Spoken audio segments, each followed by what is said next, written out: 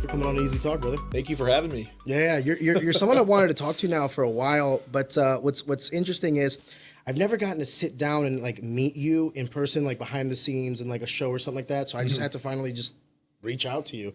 I appreciate it. Yeah, so thank you for being responsive. Thank you for the opportunity. I wanted to start with this. This was the number one question I was thinking about when having you on. You seem to have attracted through Project Deliverance, which is a strength and conditioning program that you yourself have created. It's your business, correct? Correct. You've seemed to attracted a lot of the fighting community. I see a lot of fighters from Danny to Sean Woodson, all kind of gravitate towards you for strength and conditioning. What is it about your program or your facility that seems to attract so many fighters? Well, I think first it's just the high level mentality that we have over at the gym, and the high level of work ethic that we expect out of the fighters that come through our door, and I think that translates really well to performance in the cage. So it's taken us years to refine that and develop that and get the right people in place, so we continue to foster that same mentality. How long have you had Project Deliverance? How long have you birthed this? So this started the summer after my freshman year at Lindenwood. So out of my parents' garage, because we had nowhere. There was no real gyms like PD or any of these other CrossFit affiliates back then. CrossFit was still a very like underground kind of thing. And myself and a bunch of my buddies had to stay in shape for sports, and we had nowhere to train at because we were done at our high schools. So we cobbled together some pieces of equipment and just started training out of my parents' garage, and that's just how it started. Yeah. So it's been, we're coming up on 20 years now. Did you ever think when you were first starting it as like this thing to kind of keep you guys self in shape that it would ever turn into a business? Yeah, I kind of had that like long-term vision. Going into college, coming out of high school, wanted to play in the NFL. That was the whole goal. And then realized, it was going to be much harder to get there, and how, not high up on the athletic ladder I was at that point. Out of curiosity? So I played quarterback, and I was also on defense as well. Gotcha. So just was not a very big kid, wasn't coached super well, had great athletic ability, but didn't really have the coaching in place when I was younger that I needed to get me to that next level, and things just didn't quite fall into place for me to really pursue that. So I was really terrified of working at a desk job my entire life. I wanted to be active and stay connected with that world of sports and of training, because that's where I felt the most alive. So started this place and kind of had the idea that we were going to grow it and make it bigger, eventually move it into its own space. But when you're in college, we're just operating during the summer and winter vacation months. So whenever we were home for Christmas or for summer, we were running this thing out of my parents' garage. Then when I got married, my wife and I took it out of the garage and into a small little space, about 1,000 square feet, and I started to kind of grow that clientele. Nice. And shout out to mom and dad for letting you steal the garage for all those years. Shout out to the neighbors for not shutting it down, because it was just like, what's all this grunting outside? There was loud music. There were kids throwing up out on the street. We were running sprints up and down the street. The street it's a nice gentle hill, but it's still a hill. So we used to run. Did any of the neighbors want to be like, what is going on over there, enjoying? Or so one of the clients, who's still, one of my guys that's still around today, he travels for work a lot, but when he's in town, he's back. His parents live down the street, and his dad came up with him and his little brother and was like, here, just dropped him off. And they were they were completely like, oh my God, because they had seen what we were doing, and his dad just kind of wrangled him and brought him up, and he's like, hey, this is my son Joe, and this is my son Jake. Do your thing, let me know how much money. And I was like, at the time, it wasn't really a business. So I was like, I don't know, $200. He's like, done. Pulls it out and hands it to me. And you at that age, I remember when I was in college, $200 is like, yo. Oh yeah, I'm good forever. Gosh, I was probably 21 years old at the time. I was here's the workout we're doing today, guys. Jump on in, and kind of had to. That's where I was really cutting my teeth on my first experience with teaching people the fundamental movements, like the squat, the bench, the deadlift, how to row properly, how to do this stuff, because they really didn't have any grasp. They were just a blank slate. Just wanted to take a second to pause the action and just tell you guys, thank you so much for consuming our content. Easy Talk is a passion project. This podcast is just a bunch of like-minded people coming together to produce some cool stuff and talk to some cool people. One of the things I would very much appreciate is if you could possibly like the video or subscribe to the channel, just because it helps us in the algorithm and ultimately to grow, to get more exposure to everybody, including ourselves, and ultimately just make a better product. Take a second, I'd greatly appreciate it, and on with the show. So, You know, the fact that you say that is actually something that I never thought of as a skill set when I was younger. I was also, when I was a freshman, I did high school football. Yeah. And then also high school wrestling. Awesome. And through football, that was like my first time in the weight room. My brother at the time, when I was a freshman, was a senior. Okay. So he kind of brought me in and he showed me like, hey, this is how you bench, this is how you squat, push press, power clean. Like, Yeah. I wouldn't say that I knew a whole lot of exercises, right? Like how to target certain parts of my body. Right. But at least like the core lifts, I knew how to fundamentally do them with correct form, right? I didn't realize that was a skill set until like after high school when I went to like my first Gold's Gym or Club Fitness or whatever. And like you're seeing other people, and I want to be careful how I say this. I'm not critiquing the form or anything. I'm just thinking to myself, what's the goal with that? Right. Like, what are we doing here? Right. And then I realized like, oh, you know, some people don't know how to lift. yeah. They think I'll get the gym membership. Yeah. I'm down to lose weight. I'll hit the treadmill, you know, but they don't know they need a personal trainer, or they might need the app, or they might need to watch some YouTube videos. Right. What is like the pie chart of your job in terms of, you know, how 100% is the business, right? But what percent of that is like athletes? What percent of that might be like the casual, you know, mom and dad just trying to lose some weight? What percentage of that might be the youth athletes that are trying to kind of build themselves up to the, you know, maybe middle schoolers, high schoolers, trying to get that HIIT exercise in to get to that next level? What is your framework like at Project Deliverance? I would say it's probably 60% athletes, and that's just because we have so many fighters now. Like I have so many guys that are, you know, maybe not fighters, but guys that are grappling, that are kickboxing, that are doing MMA. In some sort of martial art. I would say it's probably 60-40.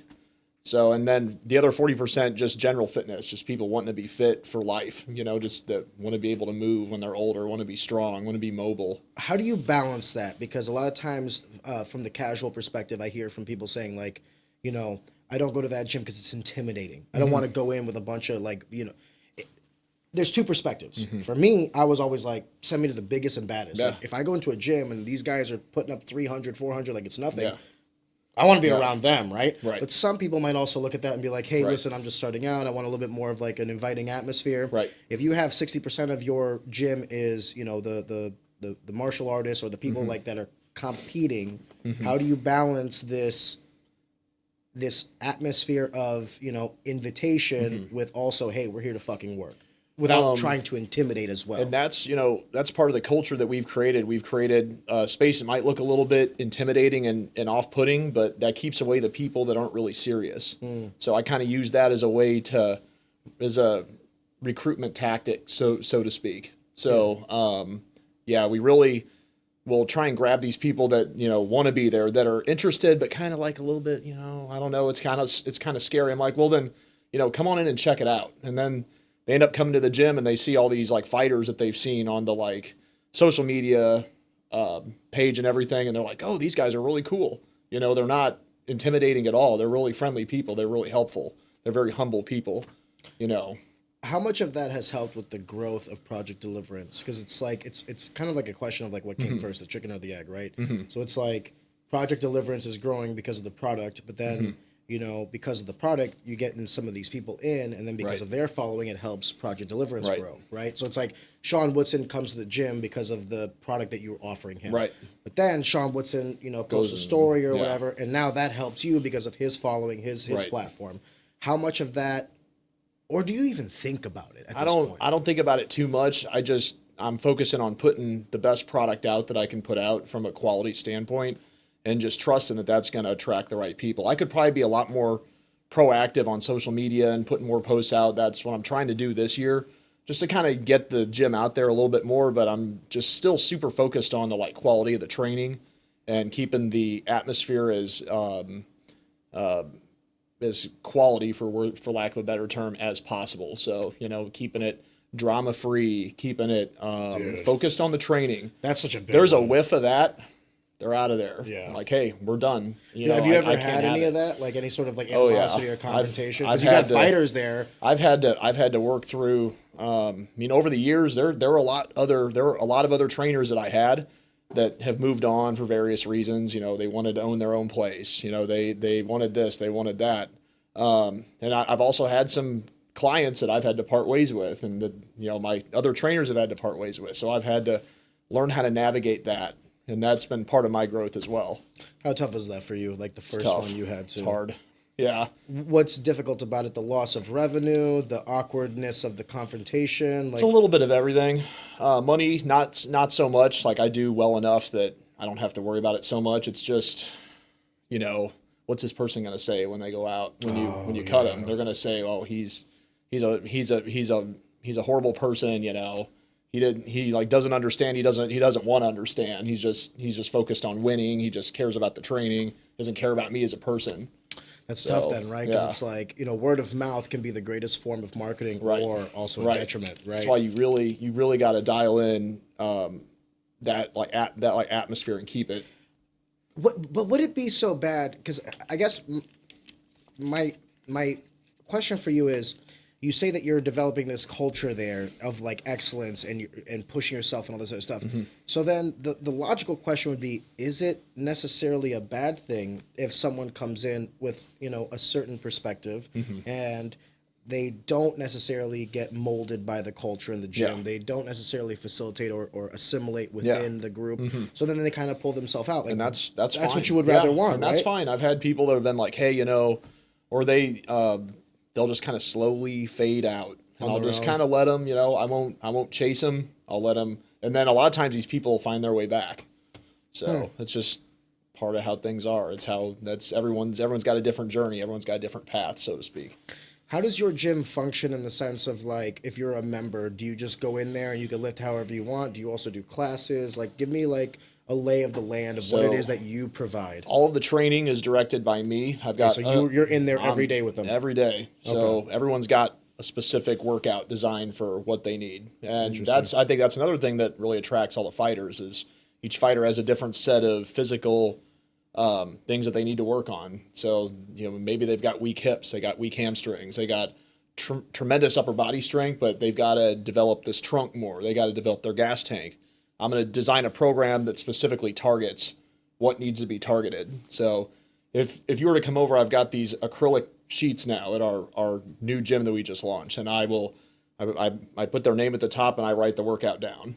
And then they're warming up and I walk them through it. I set them up. I'm not like in their face coaching, but I'm standing back a little bit and letting them work and kind of observing.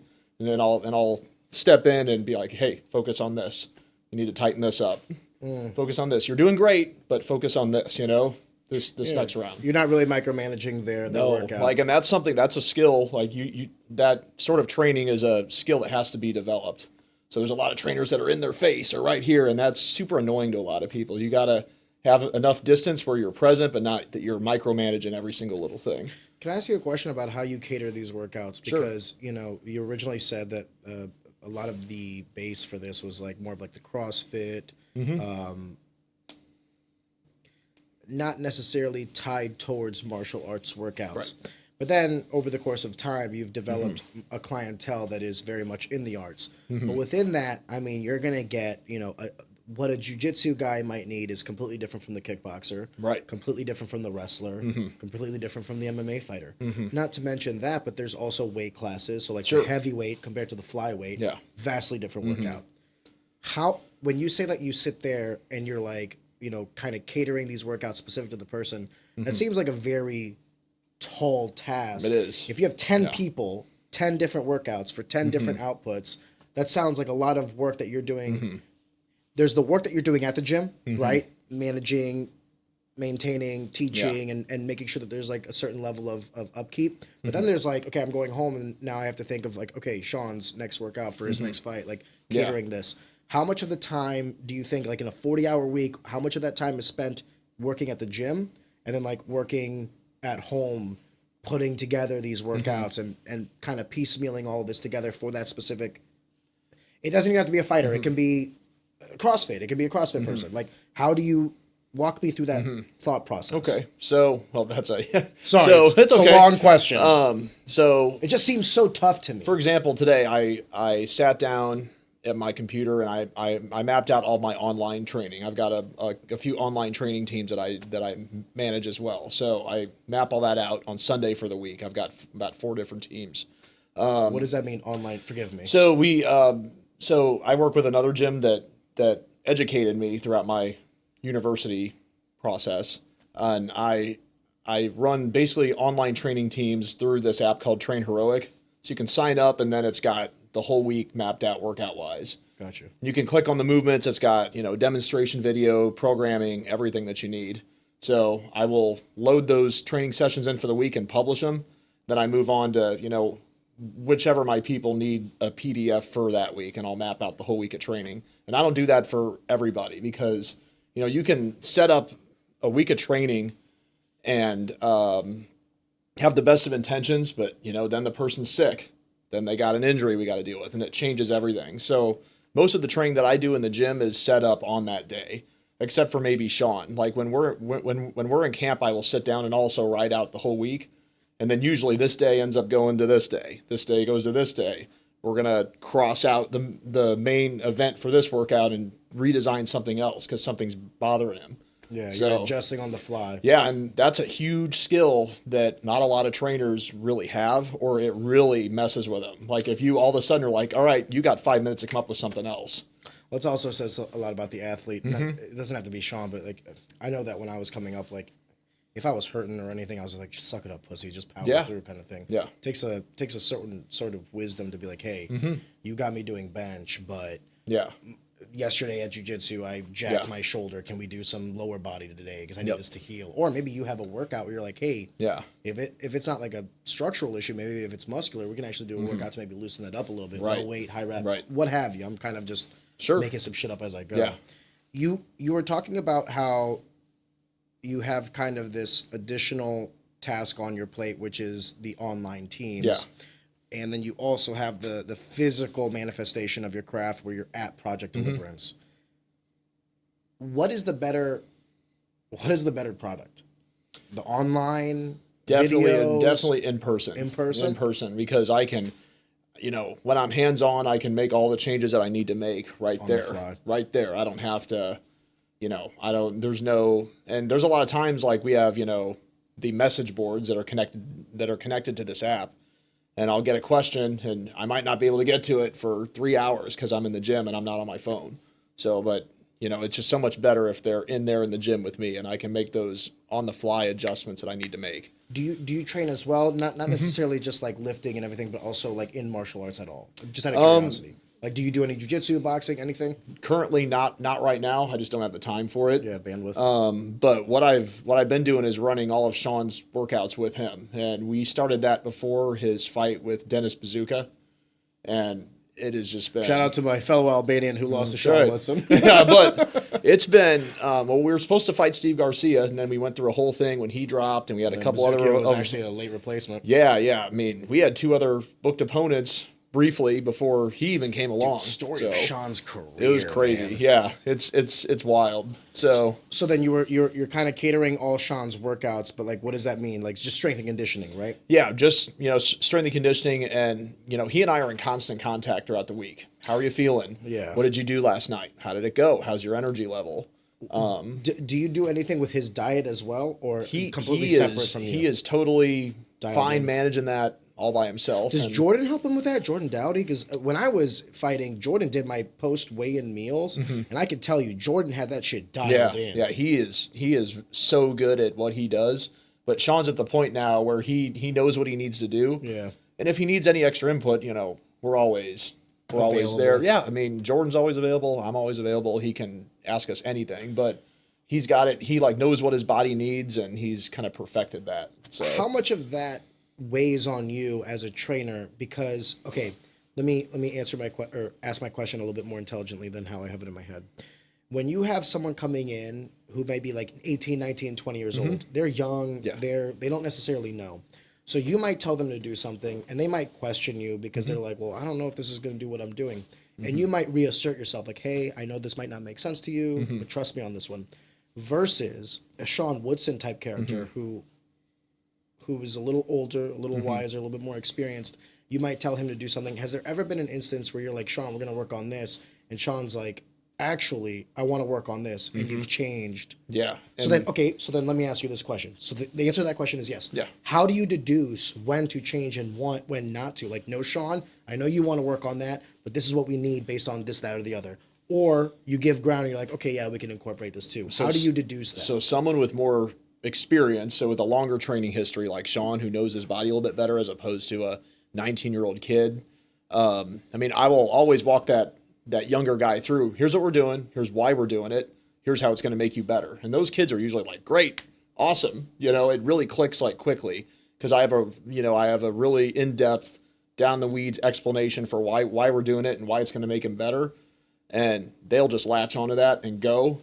But someone like Sean, who has a much longer history, we've got such a good rapport that we've built up over years of working together.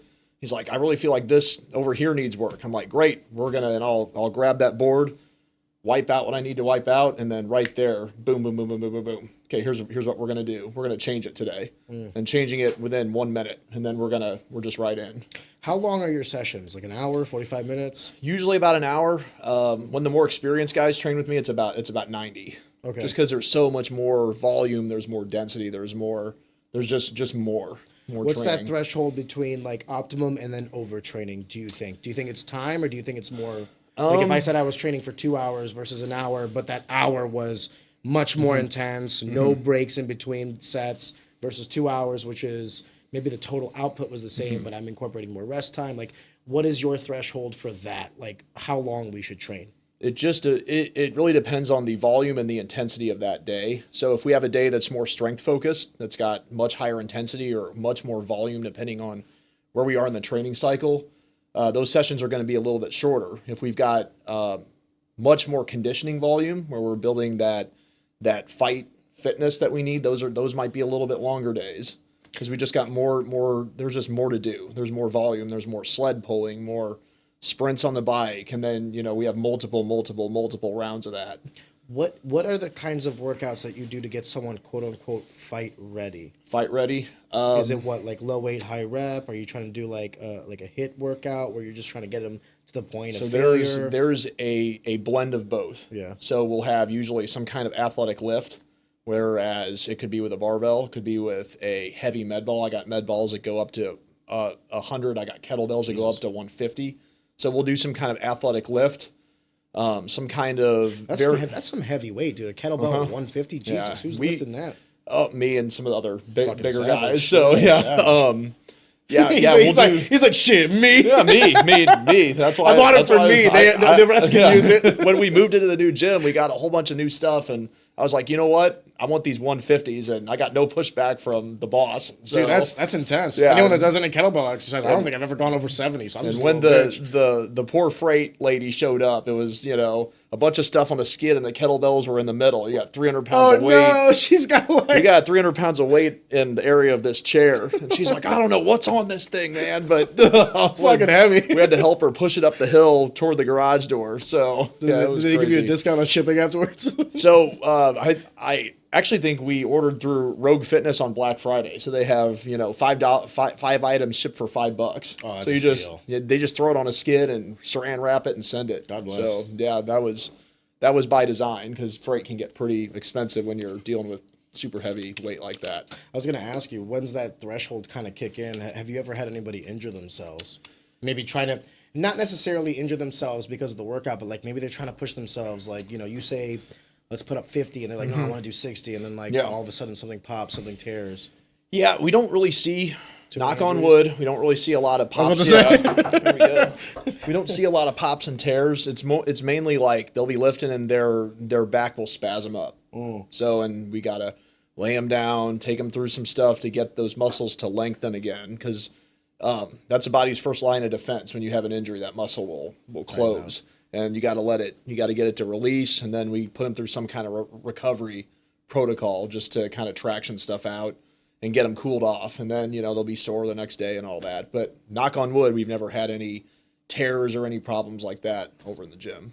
So You're dealing with a lot of variables that are moving. I think when I think about personal fitness, I think of like 3 kind of pillars, right? So like number 1 is actually diet. Like this is the food that I'm putting in my body, right? Yep. Number 2 is where you would come in, like the actual physical work that I'm putting in, where, how, why, right? Yep. Then number 3, for me as an athlete, it was always martial arts. It was like the technical coaching. Yep. So you have, Sean's head coach, Mop. You have Matt Owen, his strength and conditioning coach. And Sean seems to be handling the diet more so himself. How do you take into consideration the other 2 variables? And your answer might now be like, well, we've worked together for so long that it's kind of dialed in. Yeah. But then take me back to like those first couple ones where it wasn't necessarily dialed in and you had to maybe talk with Mop and Sean. Yeah, this is something that during camp, it's a day-to-day assessment. Yeah. So he'll show up, man, we sparred hard. It's Monday. They have sparring on Sunday. We sparred hard. Like he's like, I did a ton of rounds. I was rolling with Clark, wrestling with Clark. I got a little beat up from wrestling super hard. I need an easier day today. And I'm like, great. Because there's some days where, I'll have some kind of idea of what I want to do on that day. And it just has to you just got to scrap it. And you got to come up with something quickly because he's warming up. And and I'm on the bike warming up, and I got my phone and I'm typing on my notes what we're going to do. So that's the mark of a really good coach. You have to be able to analyze where your top guy is and make adjustments on the fly, call those audibles and make that work, make that execute for that day and find a way to get him better without making him worse for what's coming that night. That's a good way to put it because he's doing strength and conditioning with you that day. Yep. But then that night, he's back at Wolves Den. He's going to Revive with Jordan. They're going to do more stuff.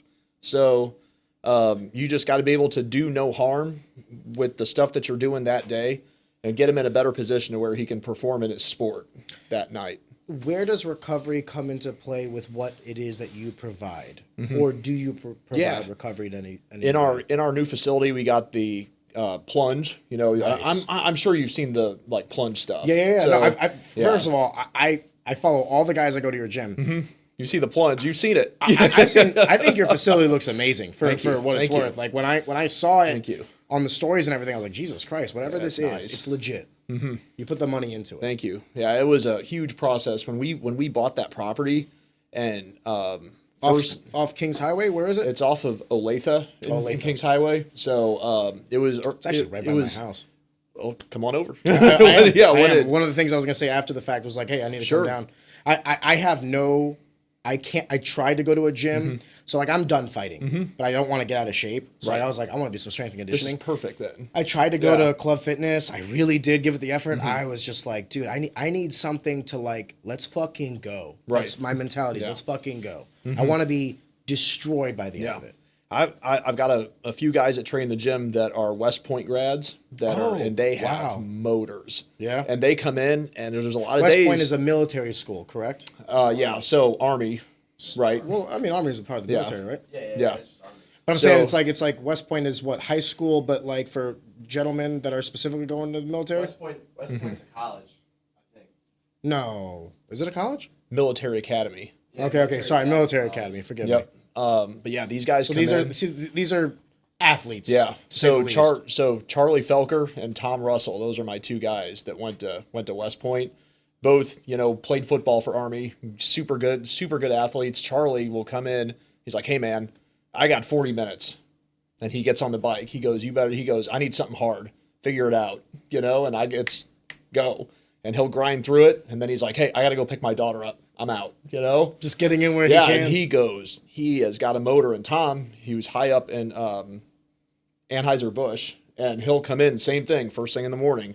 I need a hard hour. And, they're training for that new high rock stuff that you've probably seen. And, he's got to get that training, and it's going to make him better. Then he's got to, he's going to shower, plunge, and get out and go to work and have a full day of meetings. When are you there from? When's the hour of operations? So usually, 6 in the morning till about 11:30. Sean comes at 10, so I usually will block that. There's certain martial artists that I will let jump in with his group. Jordan Howard is one of them. Yeah, that makes sense. We got some guys that are athlete. That's a pro group there, and we got some guys that are at the amateur level. Caleb Woodside. I've let him, and then Abe, Abe's always right there with him. So those guys, like, so it's usually Sean, Caleb, and Abe, and Jordan Howard. And really, whatever I've got planned for that day, we'll just put them in there, because those guys that are kind of lower level, that are AMIs, not really lower level, but they're just not pro yet. Yeah. You can give them anything, and they're going to get better. God bless. So they can just hop on with whatever. If we're pulling sumo deadlifts that day, they're just right in. We just adjust the weight to their tolerance levels. So. Is this where you thought when you set out to create this gym is, primarily combat athletes where you thought you would end up, or has this been kind of a This curveball for you? has just been something that organically happened. So when we were in our previous location, we partnered with Megan Sanders and Sub-Zero Wellness. Oh, I didn't know that. And Shout out Megan. Jordan was her manager back then. And they, shout out Megan. She's awesome. Super good at what she does. She's someone else that you could definitely have on here. Oh, I need to. And She's also just like there's some people that you can have around you that just make your day better. Right. I don't think I've ever seen that girl like say anything negative or be upset, or she just bundles. she just goes. Good. Yeah. And Yeah. then just gives it and just gives and gives and gives. She's a gem of a Awesome. human being. Amazing. Sorry. Yep. So Megan, shout out. Yeah. But so Jordan was her like manager at the time when they opened up in the same building. So the previous building, we had a space for the gym. It was like the warehouse space. And the other half of the building was like offices. There was a kitchen and a bunch of offices. So she brought the cryotherapy there, and then COVID eventually killed everything off. Jesus. But, they were there with us for around 2 years, and then all that had to shut down. Was it the Chesterfield location or before that? It was off of Northrop by Gateway Tech High. Gotcha. Okay. So, okay. Yeah. But long story short, when they moved in, they had been with us for a couple of months, and Jordan, I would see him almost every day, because he would come in and he would manage that side of that business. And he was like, hey, there's this guy, Sean Woodson. Like, he's super good fighter. He's looking for a strength and conditioning coach. Would you be willing to work with him? And I was like, yeah, send him in. And he was just on the regional scene. He was getting ready for his rematch with Rashard Lovelace. Yep. Rest in peace, Rashard. Yep. And we got Sean in June of 2018, and he fought Rashard in November. So I got a solid 20 weeks with him to really teach him how all this works and how the training works. And what was that first day like with a guy like Sean, where he's obviously an athlete, but he might not necessarily know some of these things? It was just like one of those, usually when people come in for their first session, it's more like an introductory type thing. So I'm showing them how, okay, we're going to do some fundamental movement today. We're going to teach the goblet squat. We're going to do some kind of overhead press. We're going to carry some stuff. We're going to push some sleds, just kind of getting them comfortable in the gym and familiar with the way that we do things and the right way to execute those lifts. So, I mean, it was pretty much just like a normal introductory day. And I was asking him what his training history was like. He's like, running and push-ups. He's like, I don't really touch weights. Well, it's crazy that at one point he was a heavyweight. He was big boy. That was the thing. That was drinking a gallon of milk a day. Yeah. Was he really? Yeah, he was. You can ask him. He was Jesus drinking a gallon Christ! of milk a day. No wonder. All right. Yeah, he was big boy. It all starts to make sense. Yeah.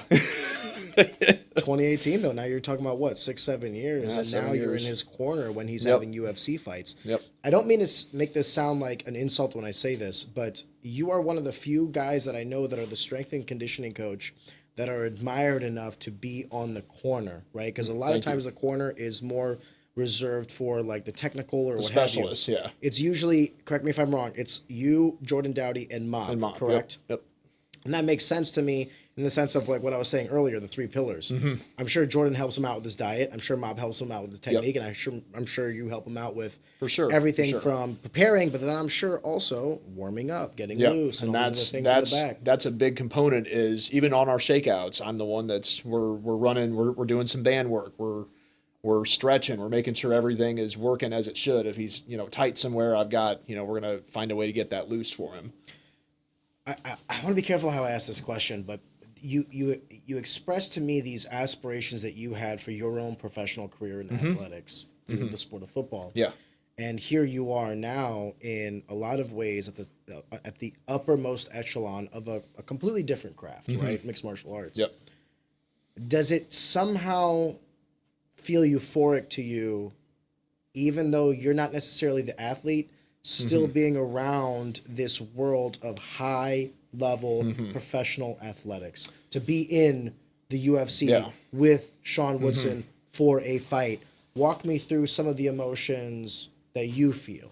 Yeah, and if you think of it from like a divine level, right? You know, God's got a plan, you know, and God bless. the NFL, that wasn't for me. You know, obviously that wasn't meant for me. Obviously this is what was meant for me. I was meant to be here, and it definitely feels like that's fulfilled in a different way. So, you know, it feels like that's where I belong. And it feels right. It does. It does. And I feel like all the right pieces are in place at the right time for Sean to be winning, for us to be doing what we're doing right here, right now, if that makes sense. When did you start being in his corner, if you don't mind me asking? At what fight? The fight with Dennis was my first experience. Bazooka? So Was that before or after his Julian Erosa fight? That was after. So he had Julian, and then... So you've only known victory with the guy. Right. I was going to ask you what that was like, but... Knock on wood. But, I mean, when he had that whole thing with Julian where he got caught in the darts, I'm still a much younger, it was 2020, but 5 years of experience is a lot of experience. Dude, that's everything when you're 35. You know what I mean? It was, he was training at Glory at the time, so he was out in Kansas City. I was going to ask you. I think I only got a couple of weeks of work with him, but before that, he had just had COVID, so he was still in that, that first variant of COVID. You had that long COVID that kind of hung around and would zap your lungs for about a month. It's the only time I've ever seen him tired in a fight. Yeah, he couldn't. His was still the third round. And by the way, he was winning rounds 1 and 2. He still had a lot of inflammation in there, and at the time, we didn't know enough about COVID, so I was like, in my head, I'm like, I'm not doing my job. Something's wrong, because I watched him. Oh, did you start doubting I watched yourself? him fade, and I was like, I'm obviously, even though he was at Glory a lot in training, I was like, I'm not doing my job. I'm not giving him what he needs to succeed. That's interesting. So even though you weren't necessarily in his corner at that time, you saw that loss and still thought that you were a part of it. Yeah. Oh, yeah. I mean, every single fight that I wasn't there, especially during the COVID time. So he had Julian, and then he fought Yusuf Zalal. And that was still kind of COVID. That was also a tough fight too. Yeah, Jesus Christ. that was a COVID era. People were wearing masks in the corner. I remember there's a video of me celebrating when he got his hand raised. That is one of the funniest videos of me jumping up and down. It's a close fight. And then he fought. That was in Elevation though, wasn't it? Correct me if I'm wrong. That was at the Apex, I believe, because he had like 3 in a row that were the Apex. Forgive me. So that's okay. So he ended up beating him, and then he fought Colin Anglin and beat him down with body shots. Yeah, that was a beautiful boxing display. But yeah, every single time that I wasn't in there, and including the draw that he had, I was in the building. But felt like you just feel like you're right there with him. When Sean approaches you about being in his corner, what were your original thoughts? That was something after his fight with Saldana, I really felt like I approached him and told him that was something that I wanted to do. I said, I don't. Oh, you told him that you wanted to be in the corner. I told him that's something that was something I would love to experience. I feel like I could bring my skill set to the table, add some value to help him. Even if it's warm ups or getting in the right frame of mind, all that. I felt like I could help. I could do something. Can I be honest with you? As a fighter saying Sure. this, sometimes just having people that you like around you is a help. Just having that good energy, I think, really half helps. the time. This is gonna sound terrible.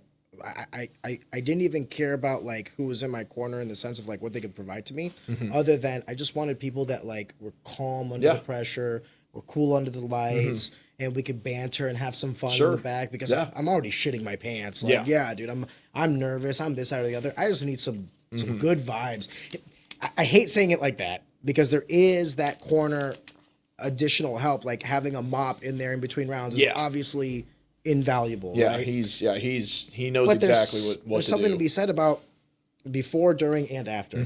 Before the warm up, the stretch out, maybe a meditation, maybe a team prayer, whatever the fuck it is that you're doing. To each their own. Then during the instruction in the middle of the fight, the instruction in between the rounds, and then also after, win, lose, or draw. Right? It's like, how are we going to celebrate? How are we going to take this loss? How are we going to? I want to make sure that if I lose, I don't feel like I've lost the world, and I want to make sure that if I win, we can have fun and all that. But it's also like on to the next. Exactly. And you won't find anyone cooler in the back than him. Yeah. He is so, and my job at that point is I'm just in a supportive role. I don't. Do you get nervous? Yeah, but he ain't never gonna see it. So, What are you thinking in the back? Just I'm like, okay, this is game time. You know, we just got to stay focused on the goal. You know, that's what focused on why we're here. And we got to block everything else out. And if you allow your brain to think about, well, what if I lose? And it's the same thing with football. And then track and field. And honestly, I was better at track than I was at football. Oh, I didn't know that. So yeah, I ran college track all the way through, sprints and Distance jumps. okay, Sprints, yeah, sprints and long jump and relays and stuff. But if you allow your mind to get distracted with, oh, what will people think if I lose? You know, this and that. Like, you're not going to be able to give your full attention to the task at hand. I think you'd be surprised at how many fighters. I can't say for other sports because I just haven't done them. But I can't tell you, I've cornered so many guys from amateur to pros. I can't tell you how many guys that is. I always say, like, are you afraid? And they're like, yeah. I'm like, okay, cool. That's fair. Everyone is. There's two types of fear, right? There's the fear of losing, and then there's the fear of getting hurt. If you're afraid of getting hurt, this is not the sport for you. Yeah. This is not the sport for you. Yeah. If you're afraid of losing, if you're afraid of being made a fool, you don't want to be on somebody's highlight, welcome to the club, brother. Yeah. That's everybody who's ever stepped out there. I don't care what anyone says. You know what I mean? Yeah. They might seem cool and calm. I was always cool and calm in the back as well. But in the back of my head, all I was ever thinking was like, if I lose, I hope it's a decision. I don't want to get fucking slept by this guy in the first round. Right. How much, because we've been talking a lot about like the physical acumen of what it is that you produce. But when we were talking about, you know, Sean in the back being in his corner, a part of that is also this like mental, which has kind of completely separate from the physical. How important do you think that is if you were to give me a pie chart between the physical preparation and mental preparation, the acuity to actually perform? What do you think if one is more important than the other, why? Like if something's 60-40 or if it's 50-50, I'd be curious to hear what you have to say. How much of what's important is the physical preparation and then the mental acuity to actually perform on the night? It's 75-25, mental and physical. Yeah? It is. God bless. At least you're honest. Or it could be 80-20, you know. For some people it's going to be more mental. I've got a bunch of guys that are athletic freaks that have had some issues mental when they get in there. They are real hesitant. Freeze up. Yeah, freeze, or just they're really hesitant to engage.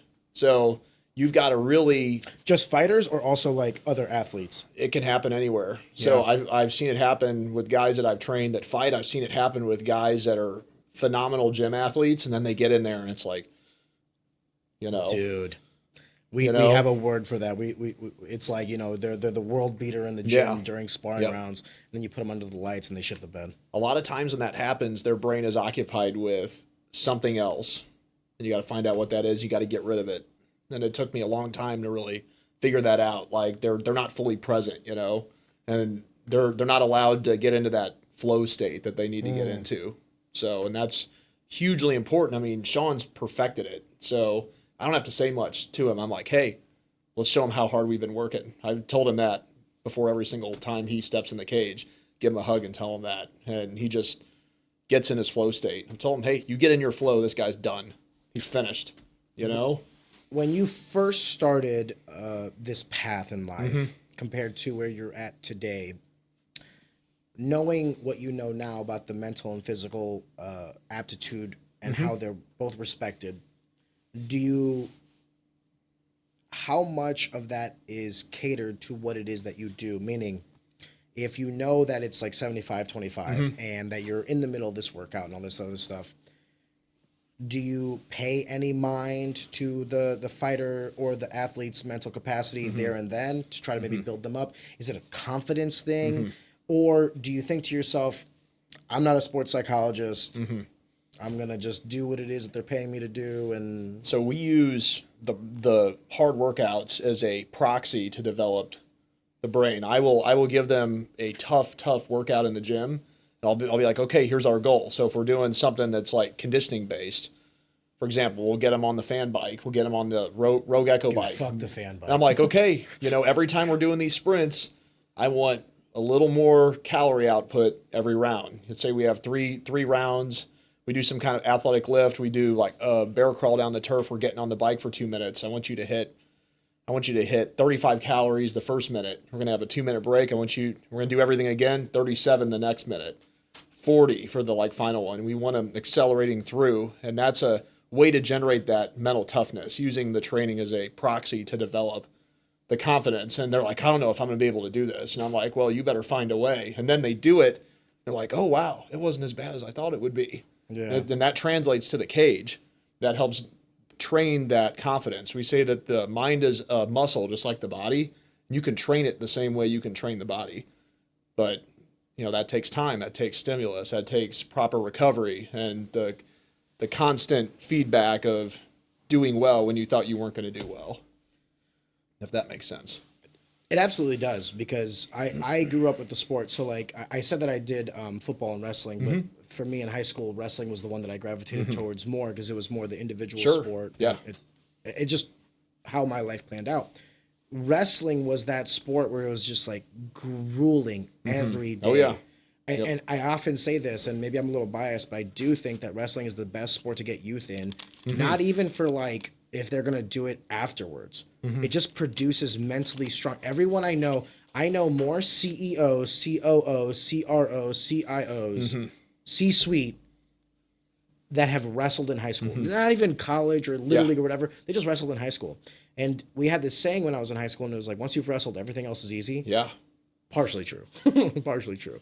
But I understood the mentality behind that. And I can absolutely resonate with what you're saying of hey, you had these preconceived notions of what your limits were. Yeah. Whatever it is going to be. 10 push-ups, you can actually do 11. If it's 100 bench, maybe you can do 105, right? Right. And as soon as you start breaking those glass ceilings little by little, you start getting people to be like, hey, all these things that worried me or I was kind of afraid of what that cliff would be like. Yeah. Maybe I'm not there yet. Yeah. Maybe I have more in me. If you can teach these guys how to transcend and do better and be better than they think they are, that's going to make them better at whatever they're doing.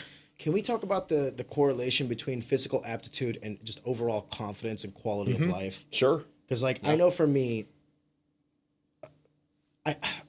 I've only ever been in athletics for as long as I can remember, right?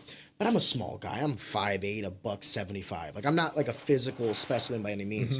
But I've always been in this world of competition, physical aptitude. So I've always kind of anyone that knows me will tell you I'm a giant douche. I'm I'm utterly confident in everything I do.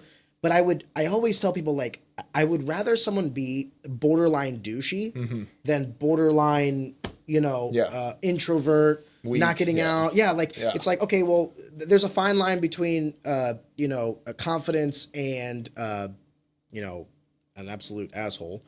Walk that line. But it's better than walking that line than, barely getting out of the house and being an introvert. I think being an introvert is the number one detrimental thing that a young man could have. Yeah. Not being social, not being confident, not being physical aptitude. And this allows guys to sit and be that way, to sit behind their phones. It's never been easier to be an introvert. They get away with it. They can get a coding job where they can work from home and never have to talk to anybody, That's what I do for work. I work in information systems and finance. Yeah, so you know how you were talking about I never wanted to work a sit-down job? Dude, I work the sit-down job. I do all these things.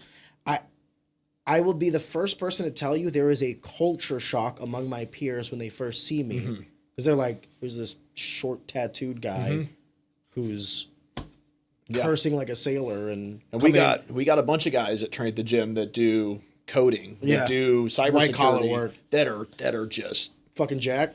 Yeah, God bless. They will. Yeah, I mean, you come in the gym, I can introduce you to some of these guys that are programmers that'll come in and do their work and come in, and now it's gym time.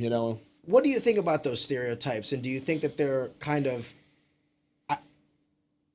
Do you think the stereotypes of the white collar worker and blue collar worker are etched in reality, or do you think that that's a perception issue? It's only a perception. Yeah. So we got a lot of guys that are white collar and blue collar that train alongside each other and are great friends at the gym. There's no divide there at all. Everyone's on equal ground when we're in the gym. I had one of my wrestlers, his father shook my hand one time, and I could feel the calluses on his, because obviously he's a contractor, a laborer, or whatever. Sure. And he felt how smooth mine was. And that night, he went to his son, Monteballo, by the way. He went to his son. He's like, "Hey, your coach got some really smooth hands." And then his son like showed him some videos of my fights. Yeah. And I was like, "Motherfucker, the hands, the palms might be smooth, but the knuckles got calluses." That's right. It's just it's funny, right? It's a perspective thing. Because like he told me, he's like, "My dad said you had soft hands." I was like, "Yeah, I got hard knuckles." Like, That's right. Don't get it fucking twisted. The reason I ask that is, I am a young man, and I like to think I've kind of found my place in the universe and the world. I'm a father. I'm a husband. I love the titles that I've acquired. But I also worry about the generation before me, or sorry, after me, not before me, but after me. Yeah. Because I resonate with what you were saying about the technology. It's never, we live in a civilization and a culture where it's never been easier for men to shy from their physical aptitude, from their mental aptitude, from the responsibility of what it is to be a man. And I do think that is inherently tied to physical output. I don't care if you're a meek individual. You can be 5'8", a buck 50, but you can still be confident. You can still be strong. You can still be all these things. So it goes back to my original question of how much of a difference do you see in these individuals? I'm going to leave women a little bit aside for a second. Not that this doesn't help females as well, but just speaking about men, young men or older men, when you see them coming in for the first time, maybe 3 months in, maybe a year, maybe 5 years in, they're just a complete difference in them physically and mentally. Yeah, I mean, we'll see the training in the gym kind of reshape them, you know, as they progress, and that confidence will continue to grow and grow and grow. And for people that are, you know, kind of introverted, no, I don't want to offend anyone, that can be really offensive to them. So, meaning like you're kind of trying to push them past their barriers and boundaries. Yeah. Just trying to think how to say this. We had one of my guys go through a divorce a couple of years ago, and his ex-wife was like, they're all narcissists, what she said about all of us, because, you know, we got that confidence, you know. So she was like this. So I'd rather be called a narcissist than when they went to counseling, she was like, this person at Matt's gym is a narcissist, this person, and of course her like husband at the time was as well, and I was the ringleader. She said. Jesus, you're the cult leader. Matt's the ringleader of the cult, you know. I don't understand that. Wouldn't a woman want a confident man? You would think. Some of them just want guys that are subservient. I don't think they want that in the long run. So I've never met a happy woman in a happy marriage where she's leading the relationship. Exactly. I haven't. I'm sorry. Point me one. Where the woman is making all the intense decisions, taking on all the responsibility. I haven't met one. Yeah. They all say the same shit. He's not a real man. He doesn't step up to the plate. It's like, well, okay. Like, so, but that's just only one example. Fair. So, yeah. I don't know. That's one example. I just worry about this because it's like a more like micro but macro. Like weak men make weak societies. Weak societies make hard times. And we're kind of going through that right now. We are. We're in the weak times, and you know it's going to generate some tougher guys. Strong guys. And I think you see it right now. I'm already seeing some tougher younger guys that are coming up, but it's going to take some time to really continue to develop that, and then to see those results. I think in about 20 years or so, we'll see some turnaround. I don't think 20 years. I think 5. So? 5? I really do, because I think with the advancements of technology, it will be a world for the youth to like really flourish in, right? Because like you grew up in a time before the internet, so did I. Yeah. We're that weird generation. We had the best of both worlds. We saw it before and now. Well, dude, these high school kids now are already using AI to fucking cheat on their essays and shit like that. For better and worse, you know what I mean? True. It's true. It is what it is. You know, some people could say the calculator killed mental arithmetic. Yeah. At the end of the day, Don't you remember being told you're not always going to have a calculator with you? Boy, was that in math class. Or, and I can pull it up on my phone. Can I say another thing? I was being told by people making $40,000 a year to go to a university to get $100,000 of debt, and I'm like, I want to be careful how I say this. I'm very glad I went and got my degree. It is the only way that I was afforded the lifestyle that I have. The only issue that I had with this push was there was a lot of people that should have never gone to college and maybe should have gone to an apprenticeship. Trade school. Maybe should have just gone straight to the manual labor side. Maybe, what have you. But instead, we're told that if you don't go to college, you won't have a good life. And then they got some stupid bullshit degree. Now, not only do they have no job opportunities, no skill set, no tangible like work ethic or anything, but now they also have debt. They're buried in $60,000 of debt. If there's So- one thing, I'm very like conservative in a lot of financial aspects, but if there's one place that kind of pulls at my heartstrings a little bit, it is student loan debt. Because I'm like, yeah, no one held a gun to your head. Yeah, no one made you do this. But I remember when I was 16, 17, 18, I felt like this like existential crisis. If And you didn't I didn't go go to college, I was a loser. It just so happened to there was have a lot worked of, for there me. was a lot of pressure in that era, you know, when I was coming out of high school in 2006, and in the next decade of kids coming out, like, you'd better go to university or else, you know. And it's not for everybody. Like, the trade schools are great. The military is a great option, and, you know, you can stay in, and then you have a pension by the time you're 35. Isn't it weird that there was two things that happened, right? There was this amplification or this deification of getting a degree. Somehow you were like this enlightened individual. You have a college diploma. You're so wise and bright. And that any other aspect of life was just seemed as like lesser than. Yet, you need everybody equally. I need a dentist who needs to go to medical school and all these other things as much as I need a plumber, as much as I might need a welder, as much as I might need my military personnel fighting for my freedom and my rights that I take advantage of every day. It was such a weird paradigm. And I feel like the reason I say 5 years is that's shifted. I coach high schoolers really now. shifting. I get a lot of kids that are telling me I'm going to go to the military. I'm going to go into welding. I'm going to go into HVAC and all these other things. And then I'll tell them stories. I got a buddy who has his own HVAC company, makes 6 figures, crushes it, has 3 employees, small business, but I guarantee you he generates over $1 million in revenue a year. It's a lot of fucking money. I got another buddy who was a welder at 20 years old, was making $80,000 a year. Now he's 30. He's making like over 150. And we need those trades if we're going to keep building what we've been building. And well, we're going to need them even more than ever because manufacturing is going to come back. We're getting a generation of trades as well that are they're aging out and retiring. So we need these younger guys to come up and kind of fill those spots. Two-pronged. Absolutely correct. Supply and demand.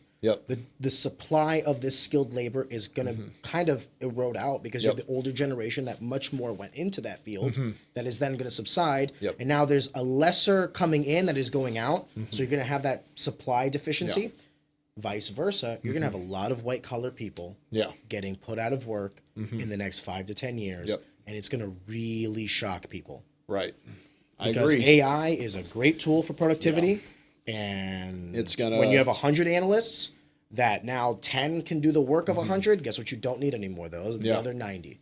I agree. So, and by the way, this is someone saying this like I am in white collar work. It is something forefront to my knowledge, right? So the original question was how physical fitness dealt with or amplified young or older men. I would venture to say, and you might agree or disagree, that being physically fit, having a physical aptitude will just generate a greater quality of life. 100%. So you've got the like psychological benefits of being tough and being able to push through adversity in the gym.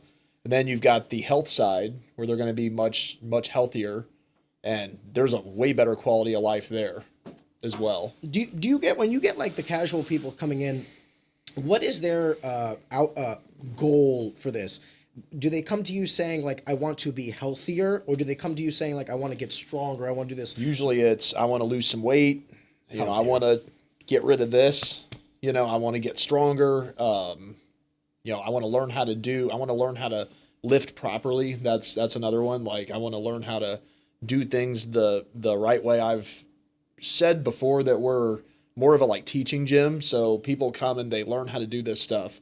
And then once they've learned it, they can take it. And if they're ever out on their own, they know what they're doing. Because, you know, if I've taught someone how to properly train, then, you know, taught a man how to fish, he can go fish. So he doesn't need me stand there, we're going to do this, this, and this.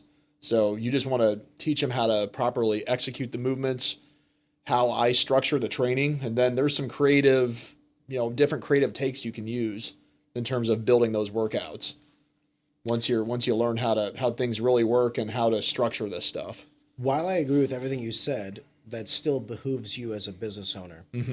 If the idea was to constantly give a man a fish, you generate revenue from them forever.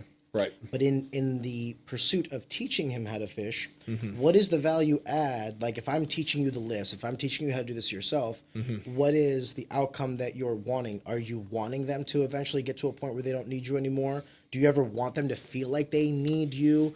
What is your goal with this at the individual level? That's something that I've had to, think about over the years. And I think a lot of people stay for the culture and the supportive atmosphere. Yes, they know how to do this. They could do it on their own, but they're coming back because of all the like-minded people that are there at the gym. And it feels like a family. And you're going to progress so much better being in that atmosphere than just lifting in your basement. I agree. So, you're going to come in and lift with two other guys that are going to help push you and push those numbers up than if you were just like, oh, it's just me and my, I'm just going to play some music and get some stuff done. The level of intensity is so much higher when you're in that atmosphere. It's also a band of brothers. Like if you're in a hard workout where you're like, fucking, maybe you had a long day at work and you're dragging ass and you see some other guy fucking pumping that weight. You're like, God damn it, I want to keep up. And that's a lot of that same attitude that back in my folks' garage, it felt like a little gang. And by the end of the summer, we were starting to get into some stuff we shouldn't be getting into, some bad behavior stuff. It was time to go back to school. We'd all go our separate ways for the semester, and then at Christmas we'd be back. And then we'd go back for spring semester, and then we'd be back for the summer. Do you think going away and then coming back, relit that fire of wanting to Oh yeah, man. Social media was in a much earlier place in 2008, 2007, 2009. MySpace. We were taking pictures of us training. I could pull up some old ones for you that were taken with a really early digital camera. And I was sharing them on Facebook years ago, and people were like, what are you doing? It was well before Instagram or anything. Facebook was in its very early state. And it was just weird to people that we were training and lifting weight and taking pictures. And I would post a workout that we did that day, and there'd be some pictures. It was like a journal entry. So I had, some pictures from, say I would have a date on the photo album and a couple of workouts. There'd be pictures of me and all, these other guys lifting in my parents' garage. There were so many people that were like, this is bizarre. What are you doing? This is stupid. And then you get people on Instagram that do it all the time now. now it's a career. Well, I'm we were the first ones to do that kind of stuff. So before it was popular. Let me ask you this. Do you think that social media and the advancement of it has been a net positive or a net negative to the physical aptitude of the individual? Double-edged sword. Yeah. So you have basically when you look at someone's Instagram, that's a highlight reel. You'll never see them fail. The bad day. Oh, there's plenty of it can be demoralizing if you're having a bad day and you're on there. Oh, someone hit a huge lift. All you see is success. PR, or just PR, the PR, posture PR. poses or whatever. You're never seeing. You're never seeing the fails ever. It's only someone's highlight reel. So you're it just isn't realistic. So people look at that and think that it's real life. And it's not. It's just someone's highlight reel. That's all it is. Do you think that can also stem or serve as a goal for individuals? Sure. I agree with you 100% that this is not reality. But for those that might not know it, it goes back to the original statement I made of someone walks into your gym, they can see all the guys lifting and pushing themselves, and they can either be intimidated by that or they can be fueled by that. Yep. I would make the same argument with social media, same right? thing. You can see that body and be like, that's unattainable, I won't even try. Or you could be like, fuck yeah, if he did it, I can do it. There's plenty of guys that'll look at that and they'll be like, oh, well, he's genetically gifted or he's on gear. He's on gear. That's the one I get a lot when someone is doing something crazy. I'll get someone will send me a reel and they're like, they're on gear. And I'm like, well, maybe, This is a great segue because I have 3 topics that I wanted to discuss with you. We already did number 1. This is number 2. But essentially, when I was coming up, any sort of anabolic steroids or any sort of testosterone was kind of seen as a faux pas because you were in competition. Right. However, I also think that if you're not necessarily competing in a contact sport, right, and you're going through your doctor and you're getting blood work and you're getting the primary care physician that's looking after you, I don't necessarily think getting on some shit No. is necessarily like a bad thing, right? But I was curious for you as a gym owner, you're going to get everything under the spectrum, right? Sure. Yeah. Where do you sit with that, with anabolic steroids, with testosterone, or not testosterone, but hormone replacement therapy? Where does all of this sit with you? It's a very gray area, and simply if you're competing in a federation, it's like the UFC. They have the anti-doping, whatever they use now. They have their own in-house stuff. It's not USADA. I forget what it's called now. They got a but new, it's sports safe or something like that. Yeah. If you sign a contract saying you're not going to dope, you're not going to use gear, you're not going to use gear. And if that's, if you end up getting caught for using it, that's breach of contract, that's cheating, right? But if you're, someone that's training for general fitness and you've got low T levels and, you want to go the route of TRT, you just had Jeff on. Yeah. And he'll tell you about this, that's what. Dude, it was like a 2-hour seminar. Yeah, for me. he's so freakishly knowledgeable about this stuff. I mean, it's just a glandular deficiency. So it's the same kind of deal. It could be. It could actually be a lot of things. We were talking about with Pat Doyle. Yeah. Pat was a former hockey player, and he had suffered so many concussions from that. He had legitimately CTE. Pituitary gland. Yes. Yeah. His whole endocrine system was essentially shot. Yeah. He was down in the 200s. That's he's like, that's he a goes, glandular deficiency right he said, there. I never thought I had CTE until we were having the conversation. I was like, bro, that's literally what that is. It might not be like the memory. It might not be the Parkinson's or any of that shit. Yeah. It could be something as simple as like you're sub 200 testosterone levels. Right. And you're a 6'2", almost 300-pound man. That's insanely low. Yeah, and if there's some kind of deficiency that can be brought up, artificially by the TRT or whatever kind of replacement therapy that you're doing, that's perfectly fine. You're not under contract saying you're not going to dope. Well, then let me add another paradigm to that question then. Let's say you're getting a bodybuilder motherfucker in there, and he's like, I am not low T. Yeah. I am 28 years old. I am going to push it to the limit.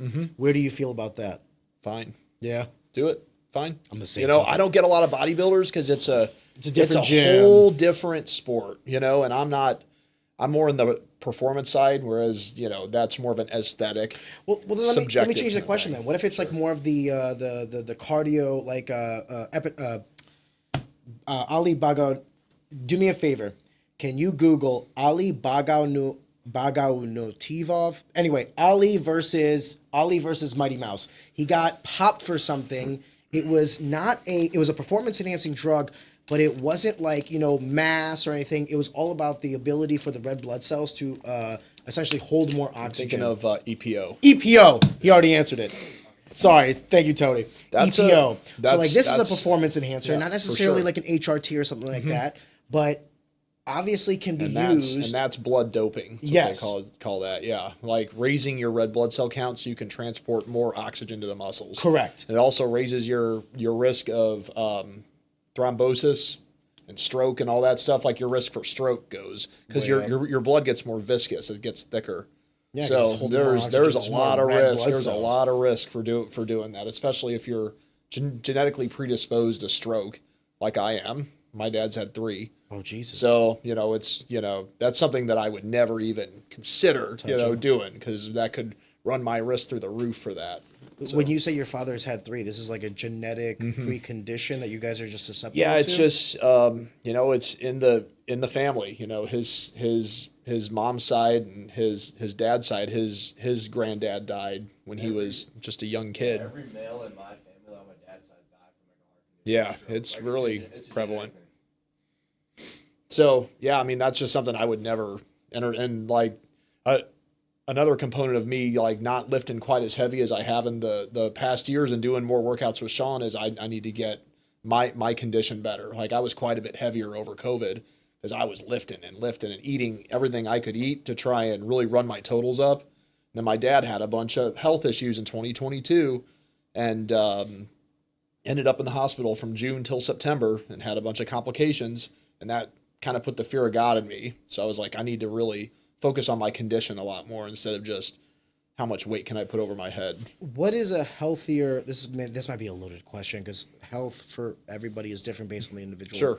But for you, anecdotally, when you say that you were bigger, maybe I'm incorrect in this, but like I always just assumed that like physical aptitude was physical aptitude and like health is a direct correlation of that. So like whether I'm a little bit huskier, but I'm putting up bigger numbers because now I'm a little bit more mass to me, a little stronger, versus if I'm a little leaner, maybe I can't necessarily put up those numbers, but you know, I can do 225, you know, 20 times instead of 15, whatever. Right. What is, when you say you got the fear of God into you, Yeah. what was it about the previous physique that caused you to think that way? So during probably between, Because you're obviously not fat. probably between 2018 and 2022, I was going from a lower weight class in weightlifting, so snatch and clean and jerk, what Jeff competed in when he was, you know, when he was active. So I went from 89K to 96. That's a 15-pound gain, and you want to walk around like a couple pounds over that. So I was eating everything I could eat. I was eating Oreos and peanut butter and, you know, just massive bowls of ground beef and rice. And You're just trying to get off the calories. oh yeah, and I jumped up probably, man, I think between 2018 and 2020, I jumped up very quickly from 89K to, so that's right around 196 body weight. I jumped up from that to about 215. Yeah. And my totals went up. But you're also very rather, quickly. I mean, you're taller than me. What are you, 6 feet even? Yeah, about 6 foot. Okay. Yeah. So I mean, like you're not a short guy. So like, forgive me for saying this, but like I don't. This might be like you educate me. 215 at like 5'11", 6 foot tall. That's a great frame. Yeah, I just gained a lot of weight very very quickly, and it wasn't all good weight, and I was not conditioning as much as I probably should have, because I was so focused on driving my totals up. So I wasn't, you know, I was really dialed in on just I would come in the gym and warm up and do my snatch specific stuff, and then clean and jerk specific, and then some kind of squat, some kind of accessory. I wouldn't do any kind of breathing really. And that went on for probably about 3 years or so. And I just kept like, I just didn't feel like my health was really where it needed to be from a conditioning standpoint, from a condition standpoint. So it's, I guess maybe the question I should ask is it better to be big and strong, or I don't want to say small, but lighter and weaker? So with that, you have to factor in work capacity. So how much work can you do? Like at that time I could lift more weight for a single, but like if you had me go and push a heavy sled and do like squats for reps, multiple rounds, and then get on the bike and sprint, that would have just smoked me. Yeah. Whereas today I can do that. I can do that stuff. I can put 225 on my back and hit 10 reps for a full squat, you know, butt to heels. I can go push a sled. I can hit the bike for 2 minutes at 500 watts, take 2 minutes off, do it all again. Is your quality of life better now with the current frame than you No, were I before? feel I like sleep better. I think my stress is lower. I was talking to my wife about this. I was like, you know, when Sean wins the belt, I'm going to go back and do more like weightlifting stuff when he's done fighting, because, you know, I'm really locked in on helping him achieve this dream because it'll help me. I'm chasing my own dreams as well while I'm helping him and doing these workouts with him and pushing him to these new heights for these next upcoming fights. You know, I told her I'm going to focus, I'm going to put some weight back on. And she was like, there was nothing healthy about what you were doing between 2018 and 2020, she said. So we're kind of in this weird mode with the gym where I was rebuilding my clientele. I had some people that left, and I was kind of in this mode like I'm gonna show them, you know, that I'm gonna build this up and I'm gonna get super duper strong. And I was adding weight to my totals at a crazy rate, and I was eating pounds of ground beef a week, like pounds on pounds on pounds. And it just wasn't the healthiest lifestyle. There was times I would finish training people at 7 at night, and I'd stay till 9:30 lifting, just me. And then I'd come back at 6 the next morning. I'd go home and eat and go to bed and wake up again at 5, be back at 6. And it was just cycles. So it was like that for 2 years. It's like I was, you know, What, 2020 to 2022? 2018 till about when COVID hit. And then So when COVID hit, you and then actually changed. I went to the American Open that was in Columbus, and it happened 1 week before lockdown, and had the like meat of my life. Like it all kind of culminated there, and then the lockdown hit.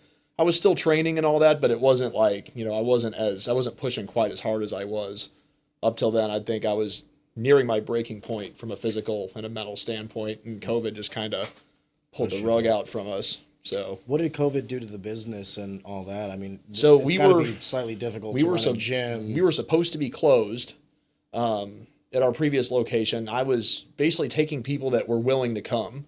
sneaking them in the back door. And the gym is big. Allegedly. Maybe Allegedly. not. Some Maybe would that say. wasn't. They can't do anything now. Yeah, But, you're not wrong. There was a crazy lady that lived across the street that was calling the health department on us. Fuck her. We had the windows covered, and there was only myself and maybe 3 other people in a huge place, and we were all spread out doing whatever. I told him, if you get sick, it's on you. Yeah. It is what it is. You're just gonna ride it out. Everyone's taking a risk. So, basically did that through from probably March until whenever things opened back up in June. So, and we tried the backyard thing for a little bit. It was just it was bullshit. So, COVID was definitely it was a weird time. It was a very bizarre time. COVID for me was the most unhealthy I had ever been in my life. Really? I got to 200 pounds. All I was doing was drinking because my fight at the time got put out. It was the week of. So the week everything shut down, that was the week of my fight. I remember Jesse and them told me hey, we're gonna reschedule this for 2 weeks from now. Or sorry, 3 weeks from now, because it's they're gonna do it for 2 weeks. Remember the 2 weeks to stop the curve? 2 weeks to flatten the curve, and it 2 turned weeks to into flatten the however curve. many months. Turned into almost 2 years. Yeah. So I remember, the fight went from March to we're gonna do it in May. Okay. From May to October. Kept From getting October pushed to back. here's the refund because we don't fucking know. Yeah. But I remember that was the time where it was a combination of things. It was a combination of this is my athletic prime. I was 28 years old, 26. Yeah. Sorry, 27 years old. So I was like, are you fucking kidding Yeah. me? Yeah. Everything's aligning. This is when I should be pushing it the hardest, and now I'm forced not to work from home. So then all I wanted to do after 5 o'clock was get the fuck out of the house. Yeah. The only places that were open were bars. Yeah. So we used to go to patios, and I drank more in a year and a half or a year than I have my entire life. And how much sense does that make that the bars are open but you can't go to the gym? By design. By crazy. design. It has to be by insane. design. Yeah, it has to be. This is the essential shit. Yeah. Are you serious? Yeah. I would have much rather, we were going to the bars. What's funny too is it was all the gym people. So it was actually this double stroke of we really were fucking ourselves because what we essentially did was we took the team that we had at the gym. We couldn't go to the gym. Yeah. So we took that team and we went to the bar. Well, you have all the same guys, all the same testosterone, all the same energy, but now you're doing instead of this physical thing that's quote unquote healthy because it's we're hitting each other in the head, but anyway. Now you're just fucking doing shots and another one pussy. What are you? Let's get one more in. Sure. What do we got going on tomorrow anyway? Kind of thing. Yeah. It was I look back at that time as dark. To be completely honest with you, I don't like the lifestyle, and I was glad it happened in a way because it showed me what I could be if I decided to forego some of these things that I'm doing. Right. And I liked that I saw it. I just didn't like that it was during my athletic prime and I was forced to. Right. It was just it was a weird time, and it feels like time almost didn't exist in that. Dude, I'm missing some 220? of that. Yeah. Sorry, 2020 to 2022 is just Yeah. Like It's a- I like was a missing some dark time in there. haze. Yeah, it's weird. whenever people start Kinda talking about bizarre. that was 6 years ago, I go, fuck, was it? Right. Well, yeah, technically Yeah. it was, but 2 of those years were Yeah, just a this blink. March would have been 5 years since they did the lockdown stuff. It's crazy. Can I ask you how hard that was for you as a business owner? It was stressful through because there were gyms that were closing everywhere. Yeah. And our landlord at the time was lucky enough to let us pay half. So that was super helpful. And I just was quietly taking some, getting some clients in there doing what I could do. Did he know? Were you just listen, I'm just trying I to don't think he afloat? cared. He's a super old guy. Yeah. I don't think he cared. I think he was afraid because he was in his late 80s. I think he was afraid to go out Anywhere. I don't think he cared at all. He's like, whatever. Just give me yeah, what you can. Yeah. So, yeah, that's kind of how that all went, and we just found a way to survive. So, Made it out the other side, and now you yep. have a new And now facility. we were able to actually pay some debt off during that time. So I know I paid my Camaro off during COVID. So yeah, we were able to take care of that and kind of restructure and kind of figure out where we wanted to go next, and continue to save. And really, it took us another 4 years to save, or 3 years to save, before we got the building we have now, and then had to completely redo it. Oh, So really? yeah, Redo it? no, Like yeah, gut we it? did a full gut and rebuilt everything. If you come over, I can definitely show you. There was a whole bunch of build out that we ripped out. We filled, a couple of dumpsters worth of just crap, sheetrock, studs, insulation, the like ceiling tiles that were kind of rotten. We had to pull all that out and get rid of it. And we had to paint the ceiling. It's got that big arch ceiling. That was a huge undertaking last summer. We rented a lift for about 3 months and we were up there priming. And then once we got it all primed, we had to paint it. We had to go back over it again with a top coat. It was a big challenge. Because you were talking about how when Sean gets his belt, you're going to, kind of change the paradigm of what you're doing, because now maybe we'll see. Yeah, but I guess the idea was right now you feel like your mission is his mission and trying to help him as much as you can, and then once he's kind of laid down the mantle, that you can go on and do whatever it is that you want to do. But that is my question to you of like, what is the goal for Project Deliverance? What is, when you're 80 years old or 90 years old and you're sitting down and you're like looking back and smelling the roses, what would you consider a success? Would you consider this already a success? It's already a huge success. I want to leave some kind of legacy when I'm done. And I'm not sure what that is yet. I might write some books. I want to keep on fitness or the mentality? Both. Yeah. So both. I think they go hand in hand. How to structure the training. To train the mind as a muscle and the body. And there's all these different concepts that I use. I liken the training methods that I use. They're like different openings in chess. There's all these different ways you can structure the training. You have the Texas method, the conjugate method. There's like linear stuff that you can use. There's all kinds of different special strengths and like methods. So you got to understand how all those work and how they fit together and how they work together. So there's a much different way of structuring stuff that I use that I don't really like put out there. For various reasons, I don't want someone taking the stuff, but I don't think anyone really understands it the way that I do. The way I've been able to adapt it for what I'm doing. So the nuance is the value. Yeah, there's a lot of stuff I took from Westside Barbell. There's a gym called Jim Jones that educated me that has the interval weight training. I've been able to do a sort of conjugate method hybrid. Conjugate's a very West Side concept. The Soviets developed it, where you train all aspects of strength concurrently in conjunction with one another. But there's also the conditioning piece that Jim Jones brings. So I've taken that from their stuff that they taught me when I was in university. So there's all these different components, and you got to find a way to make them all fit together to create that product. At a high level, can you explain to me the difference? Because like when you're saying like the Soviets developed this and that and the other, I always looked at fitness as like this universal knowledge. So am I incorrect? So there's very different ways of structuring training. So you have the very westernized periodization stuff that is used here in the States, that was developed here, back in the 60s and 70s.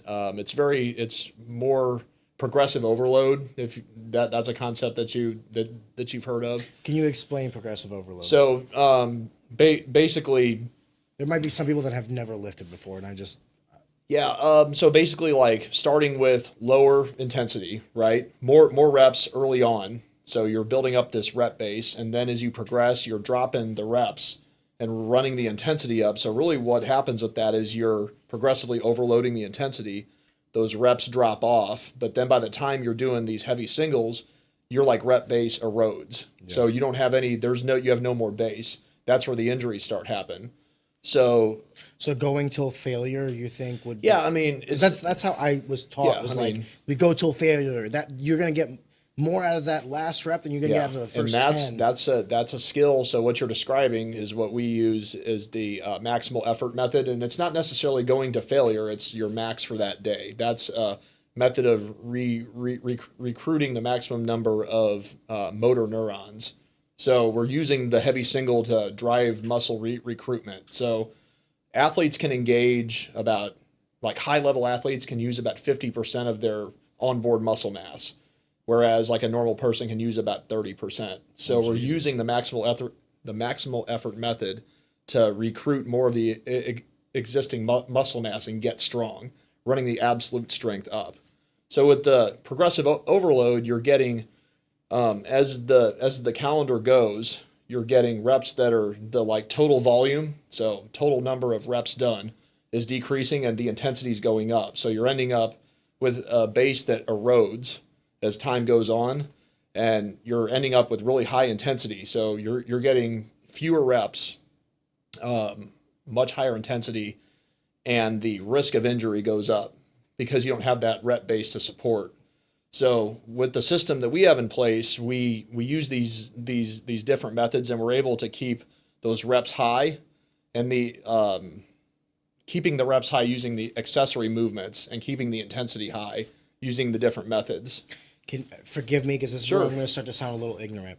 When you say the accessory movements and keeping the intensity high and the rep load high, I'm trying to grasp my head around how you can do that. So, like, let's say, just for keeping it simple for my monkey brain, let's say I go, Matt, I want to get my PR in bench up. Okay.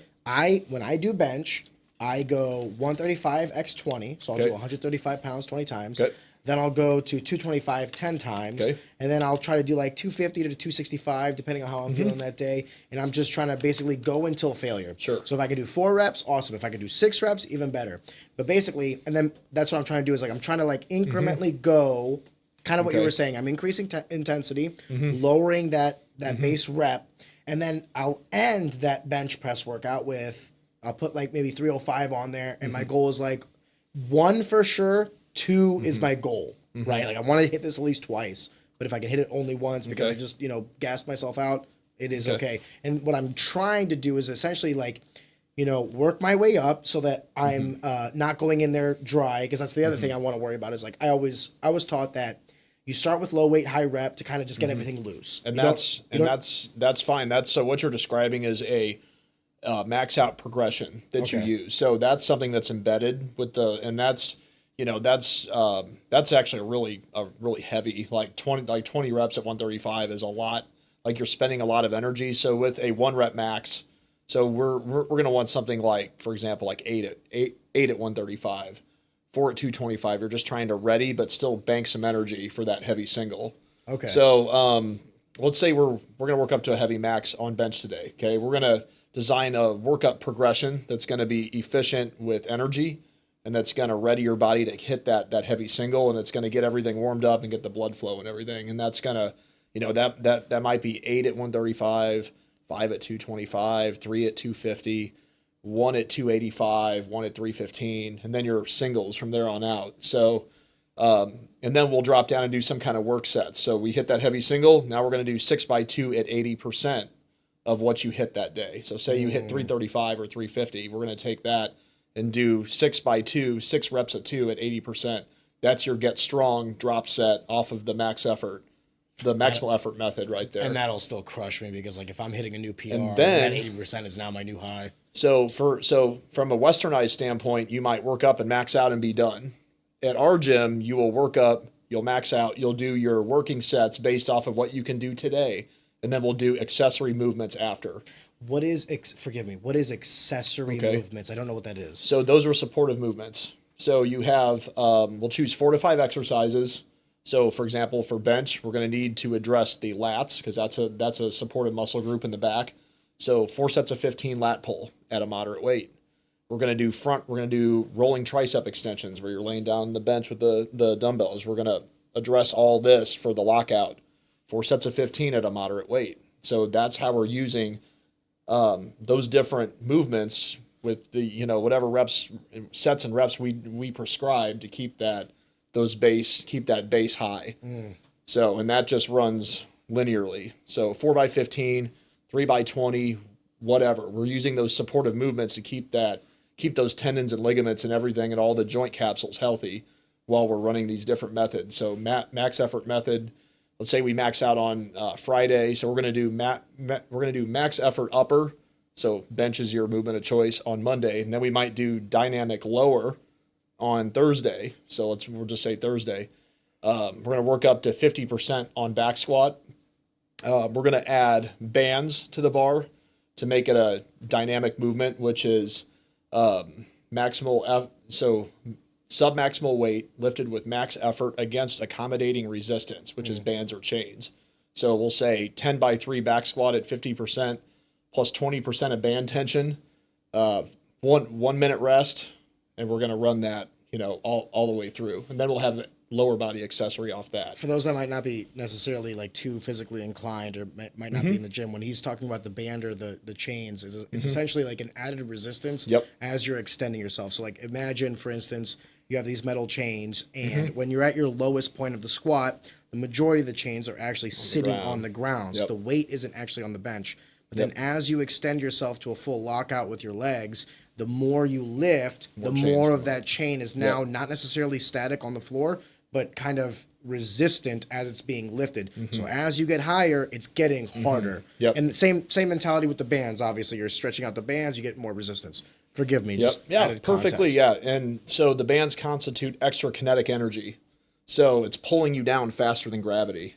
And then when you get into the bottom, that's where that tension lets up, and then you're driving up with max effort, maximal force you can produce. Shouldn't say maximal effort, maximal force up, and then those bands reload, and you're having to outrun that tension, and that's where the speed work comes in. It comes in under the loaded eccentric, so the lengthening, your muscles are lengthening at the bottom of the squat, and then you're having to produce max force up and outrun that tension. So it's a really good way to work on speed. And bar speed is everything when you're working on those speed days. If the bar slows down, you got to dial the weight back. So speed is everything. I have 2 more questions for you, if you don't mind. Sure.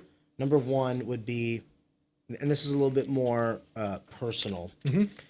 What do you enjoy the most? Obviously, this is something you enjoy, or else you wouldn't be doing it. And everything is work, right? Even porn stars say they got to go to work in the morning. So given enough repetition, everything feels like work. But for you, what is the most enjoyment you get from this line of work? Is it working with like a Sean Woodson? Is it getting someone maybe from like 300 pounds down to 200 pounds? What has been the most fulfilling aspect of this line of work for you? It's just helping people improve and chase their dreams, whatever that may be. So, regardless. I mean, it doesn't matter if I'm working with someone who wants to lose some weight or get a little bit stronger. I want to get in there and understand what makes that person tick, from a fundamental level. And then I can reach down and help them. We got to figure out why they're there first. We got to set some goals, and we want to chase those goals. And I think this is something that's super important, is that we as like humans are designed to have challenges. So you got all these people that are chasing comfort and stuff, right? So I think comfort's chasing them. or like, the whole point of all this is to be successful, so I don't have to work so hard. I think it's super important that we as humans have some kind of challenge or some kind of goal to chase. Even if I'm not competing as hard as I used to, I got something else that I'm chasing. I got some reason to wake up in the morning. Does that make sense? It does, because for me, you want to know what my constant is? I'm getting older, so maintaining is going to become harder. Yeah. So now I'm not even worried about necessarily progressing, so to speak. I just want to slow down the regression. Right. Every year, I'm going to get older. I'm going to get a little less, explosive, a little less. Recovery is going to be a little harder. So, like, my whole thing is just like, I'm just trying to hold on to this as long as I can. And this is something that I do with all my clients is I will keep a list of, or I'll have them keep a list of their personal bests on their phone. So it's not just 1 rep, it's 3 rep, it's 5 rep, it's 6 rep, it's 10 rep, it's 20 rep, 15. So almost every time we're doing some kind of like max effort day, I've got a bunch of girls that I train that love to do these max effort days, and we'll pick a rep max and be like, okay, here's the goal. Now we're going to design a workup progression. We're going to go after a different goal today. So you're always achieving a personal best in something. We've got your best box jump, your best 2,000 meter row, your best 500 meter row, 100 meter row, broad jump, 10 calories all out, max watts on the bike. You've got all these different metrics, so you can always be chasing these different goals every time we're in the gym. We just have to structure the training correctly, if that makes sense. And that's a really good way to constantly be, gives you a reason to get up, a reason to get in the gym. We're going to slow down that regression by constantly pushing the envelope up. I mean, I'm 37, and there's stuff that I would destroy my 21-year-old self. Wouldn't even be close. That kid would get crushed. In terms of when you say that, in terms of what, like the amount that you can hit, Oh, the yeah. intensity in which you can hit All of it. all of it. Just you're just a mental. better physical specimen. I would take that kid apart. No shit. Yeah, I would make him quit. So I think mentally I've Just never because been of all the stronger, but I both. think when I think about 22, 23-year-old Arion, yeah, no, you know what? You might be fucking right. Yeah, you're Because right. 22, You know I'm 23-year-old right. Arion, no, yeah, You you're know I'm right. right. Because 22, Yeah. when I was younger, I may have been more explosive and all this other stuff, but I was fucking stupid. I didn't know Yeah. half the shit I know now. Yeah. I would mop the floor with myself, Yeah. even out of shape. I mean, even like in the younger versions of ourselves, I feel like our brains are much more cluttered, and we know how to clear that. We know how to focus on what you need to focus on. Focus on, say we're doing, clean and jerk from the floor. I'd be like, oh, what if I like hurt myself? had the What if I reps do this? in. And I'm like, I'm just putting This is another day? I'm putting this weight on my shoulders. I'm standing up. I'm putting it over my head. And if something happens, it is what it is. Let me ask you this question. There's two axes. Mm-hmm. There is the intelligence, wisdom, knowledge. Mm-hmm. However, it is in contradiction to the aging process. Yeah. We've often said, the athletic prime is where those meet, right? So, my athletic prime is where my body and my mind perfectly align for maximum output. And then after that, my body will decline over the course of time while my mind will only expand. Yeah. This occurs in all aspects of any physical endeavor. Sure. So for you, my question is this: are you addicted to progression? And is it mental or physical progression? Is it the knowledge base in which you have acquired over the course of time? Or is it when you say to me, you would absolutely smoke 21-year-old Matt? Like, what is it for you? I think progression is the key, both physically and mentally. Like you've got to be able to accrue the knowledge to help slow down that physical regression. I think everything is, I think we can overcome a lot of the aging process by intelligent programming. I'm always like searching for, what's this guy doing over here? You're a nerd. What's this guy doing over here? I've got Soviet texts that I'm still rereading that I read when I was in college, and a lot of the concepts just went right over my head.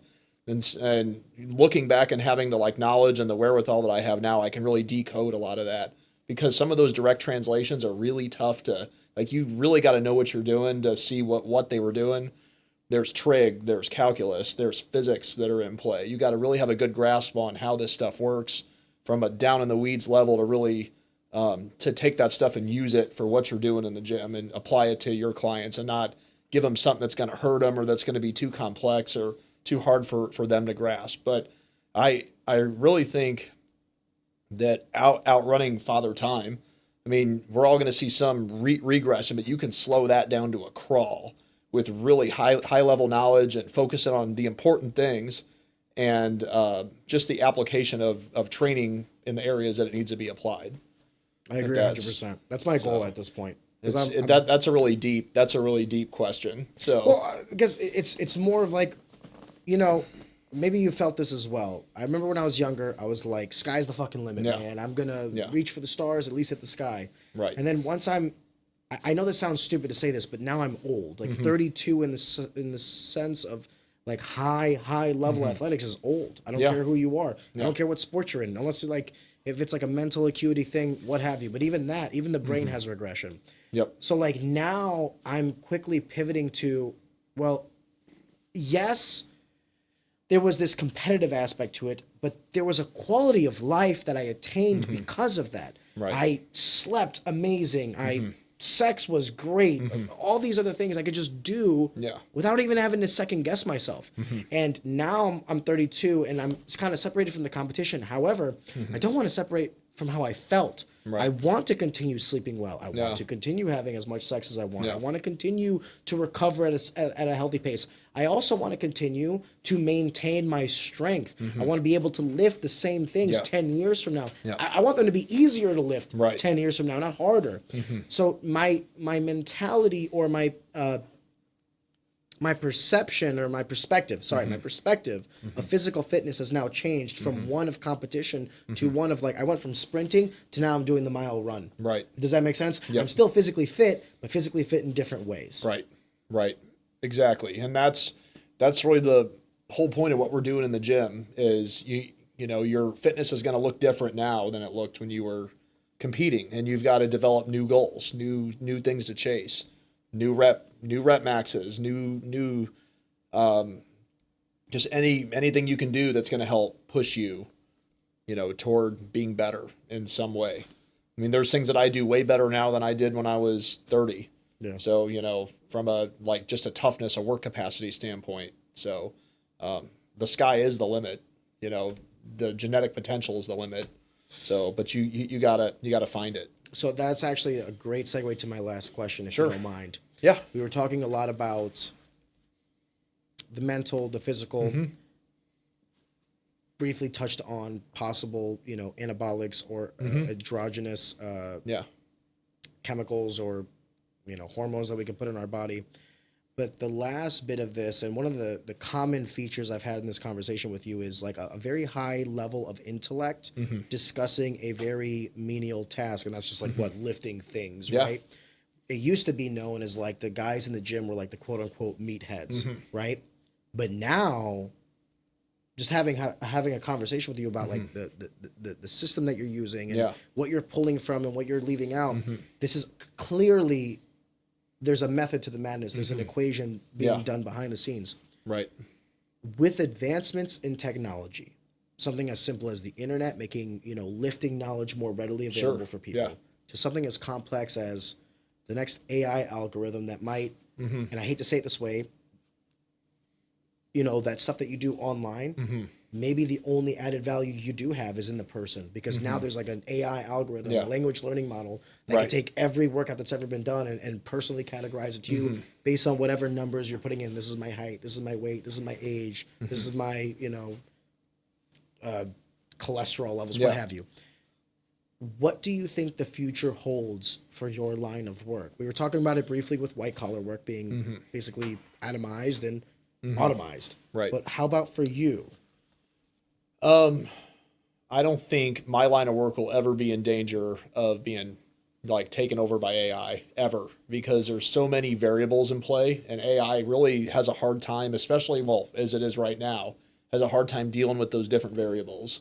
So the ability of the like human brain to adapt to change on the fly, and like it is a skill. Like what I do is something that takes years to really develop, but the ability to like take those variables, oh, you know, this person isn't feeling great here, now we need to make adjustments here, and here. There's just so many different variables in play. I think that would be very tough for the artificial intelligence to deal with that and do it accurately. So I feel like there's something very special about the processing power of the human mind that AI will never be able to, and having the like intuition, you know, that a really good coach has. I don't think the programming will ever be there to replace that, if that makes sense. It does. I often say, because I'm very much instinct. You can't program instinct. You can't program a soul. You can't, you know, like you can't program me being able to read people. Yeah. You know, like there's a lot of guys that I train where they come in and I can immediately tell there's something wrong. Something's wrong. I'm like, hey, what's up?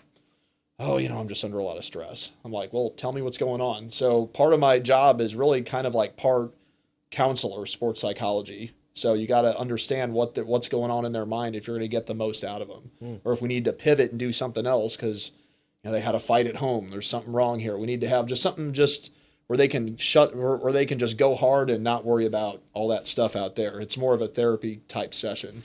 So just to get the good chemicals going from the training, get the like good dopamine from training hard. That's going to help them deal with everything outside the gym. We briefly touched on, you know, the positives that changing your lifestyle to be a little bit more physically fit can do. I've had a couple of people on throughout the episodes of this podcast where we discuss like mental health. And one of the things that I think is in direct, there's a correlation between, or an inverse correlation, an inverse reaction to, as a person's inability to become physically adept increases, or so I guess as they get fatter, as they get older, as they get whatever, there tends to be a correlation between overall depression, lesser mindset, suicidal thoughts, what have you. And in the absence of this physical education, PE, we've started as a society to prescribe medication to kind of remedy the underlying symptoms, but not necessarily tackle the cause of. You see a lot of more, pushing for SSRIs. You see a lot more pushing for, and I want to be careful how I say this, because I think that all medical treatments have a place for individuals, and it's up to the individual to decide what's best for them. Not to be discussed on a podcast what's best for people. You figure that out. But I don't necessarily like the correlation between a, more unhealthy physically society and this outreach of therapy and medication and all these other things. I don't want to sound too meathead when I say this, and I'm curious if you would agree or disagree with me, but I think sometimes it can be just as simple as get in the fucking gym, pussy. Get in the gym. Start with walking. Oh, Aaron, I'm 400 pounds. Okay, walk a quarter mile a day for a week. And then after that week, run a third of a mile. And then after that week, walk a half a mile. Just like a constant, steady stream of progression. Go out, try to strive for something, achieve it, and then try to get something more. I think that we as a society, men and women, this is not isolated to a gender, we just have lost that physical education. I don't know if you would agree with me. Let me know if I'm out of line. People are way less capable than they used to be, especially with the kids coming up through high school. If they're not doing a sport, like, what are they doing? They're not doing anything. Video games. So I think getting in the gym is one piece of the puzzle. I think the other piece for some of these kids, that are needing to be on medication and all that, is getting the dyes out of their food, getting the artificial, heavily processed stuff out. It's hard to be healthy. Because I think a lot of this anxiety and excess, just all these mood and emotional issues that we're having is people putting a lot of garbage in their body.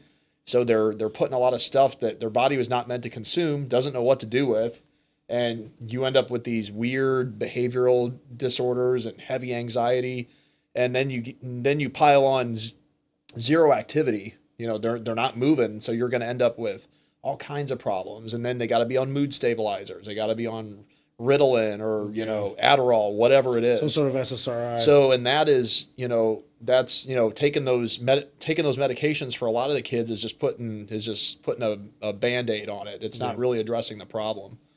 So yeah, I would agree with that. I think there's layers to it, but, my dad always taught me I grew up working on cars with my dad. You address the simplest stuff first. Start with the simplest thing. If we got a problem, we're going to start with the easiest thing and work our way back. It's the same. You can apply that to a whole lot of things. If you had a flat tire, you wouldn't necessarily look to go to the engine. It's like someone could be morbidly obese, and the first thing they might think is prescribing them Ozempic. But it's like the first question I would ask is like, okay, you have a flat tire. Like, are you driving on roads with like a bunch of construction? Well, even like that? Even if you're get morbidly obese, like before I put you on Ozempic, like what's your diet like? What's your lifestyle like? Because I could put you on this medication and it might help.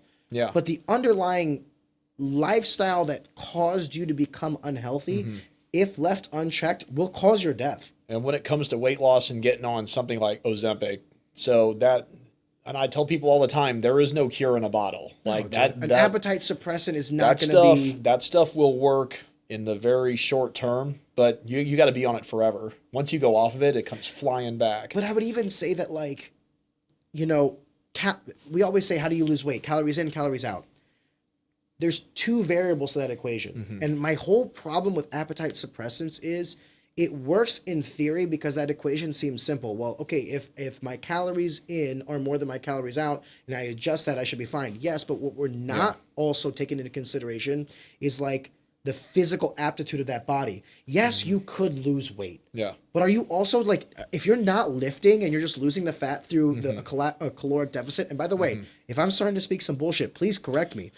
But if you're having that caloric deficit, you're going to also lose muscle mass. You're going to lose bone density. If you're not putting your body through any sort of stress in conjunction with this caloric deficit, you're not necessarily going to get quote unquote healthier. You're just going to get skinnier, smaller, weaker, frailer. And it's not always just about being in a deficit. It's about the quality of calories that you're bringing in. So the first thing that I'll address with someone that wants to lose a bunch of, so it's not always just about the number on the scale. It's about improving their body composition, right? So if you help them gain some muscle mass and raise their metabolic rate, you raise their calorie requirement to stay alive, because your body, once you build the muscle, the body has to support it. It has to supply it with blood, nutrients, oxygen, everything. So if you're building that bigger engine and you're building more muscle mass on this individual, they're going to be able to eat more, because that's going to take more nutrients. So, and that's going to raise that metabolic rate, and then it's going to be a lot easier to get that fat off, because they're able to eat more, you're able to do more work, raising their fitness level, and then that body composition over time. They're going to shed that fat, and they're going to see that loss. Yeah, you're basically the numerator or the denominator. Yep. Like everyone always wants to look at the calories in and say like, well, if I make It's this not always lower, that simple. So. or a combination of both.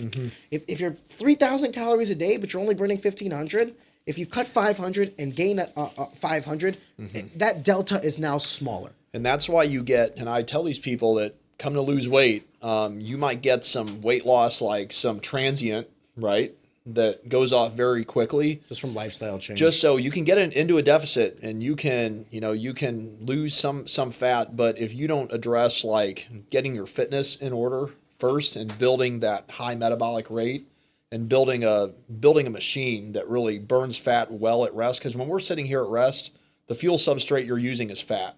Like, to keep us alive, our body's burning fat, going through the Krebs cycle.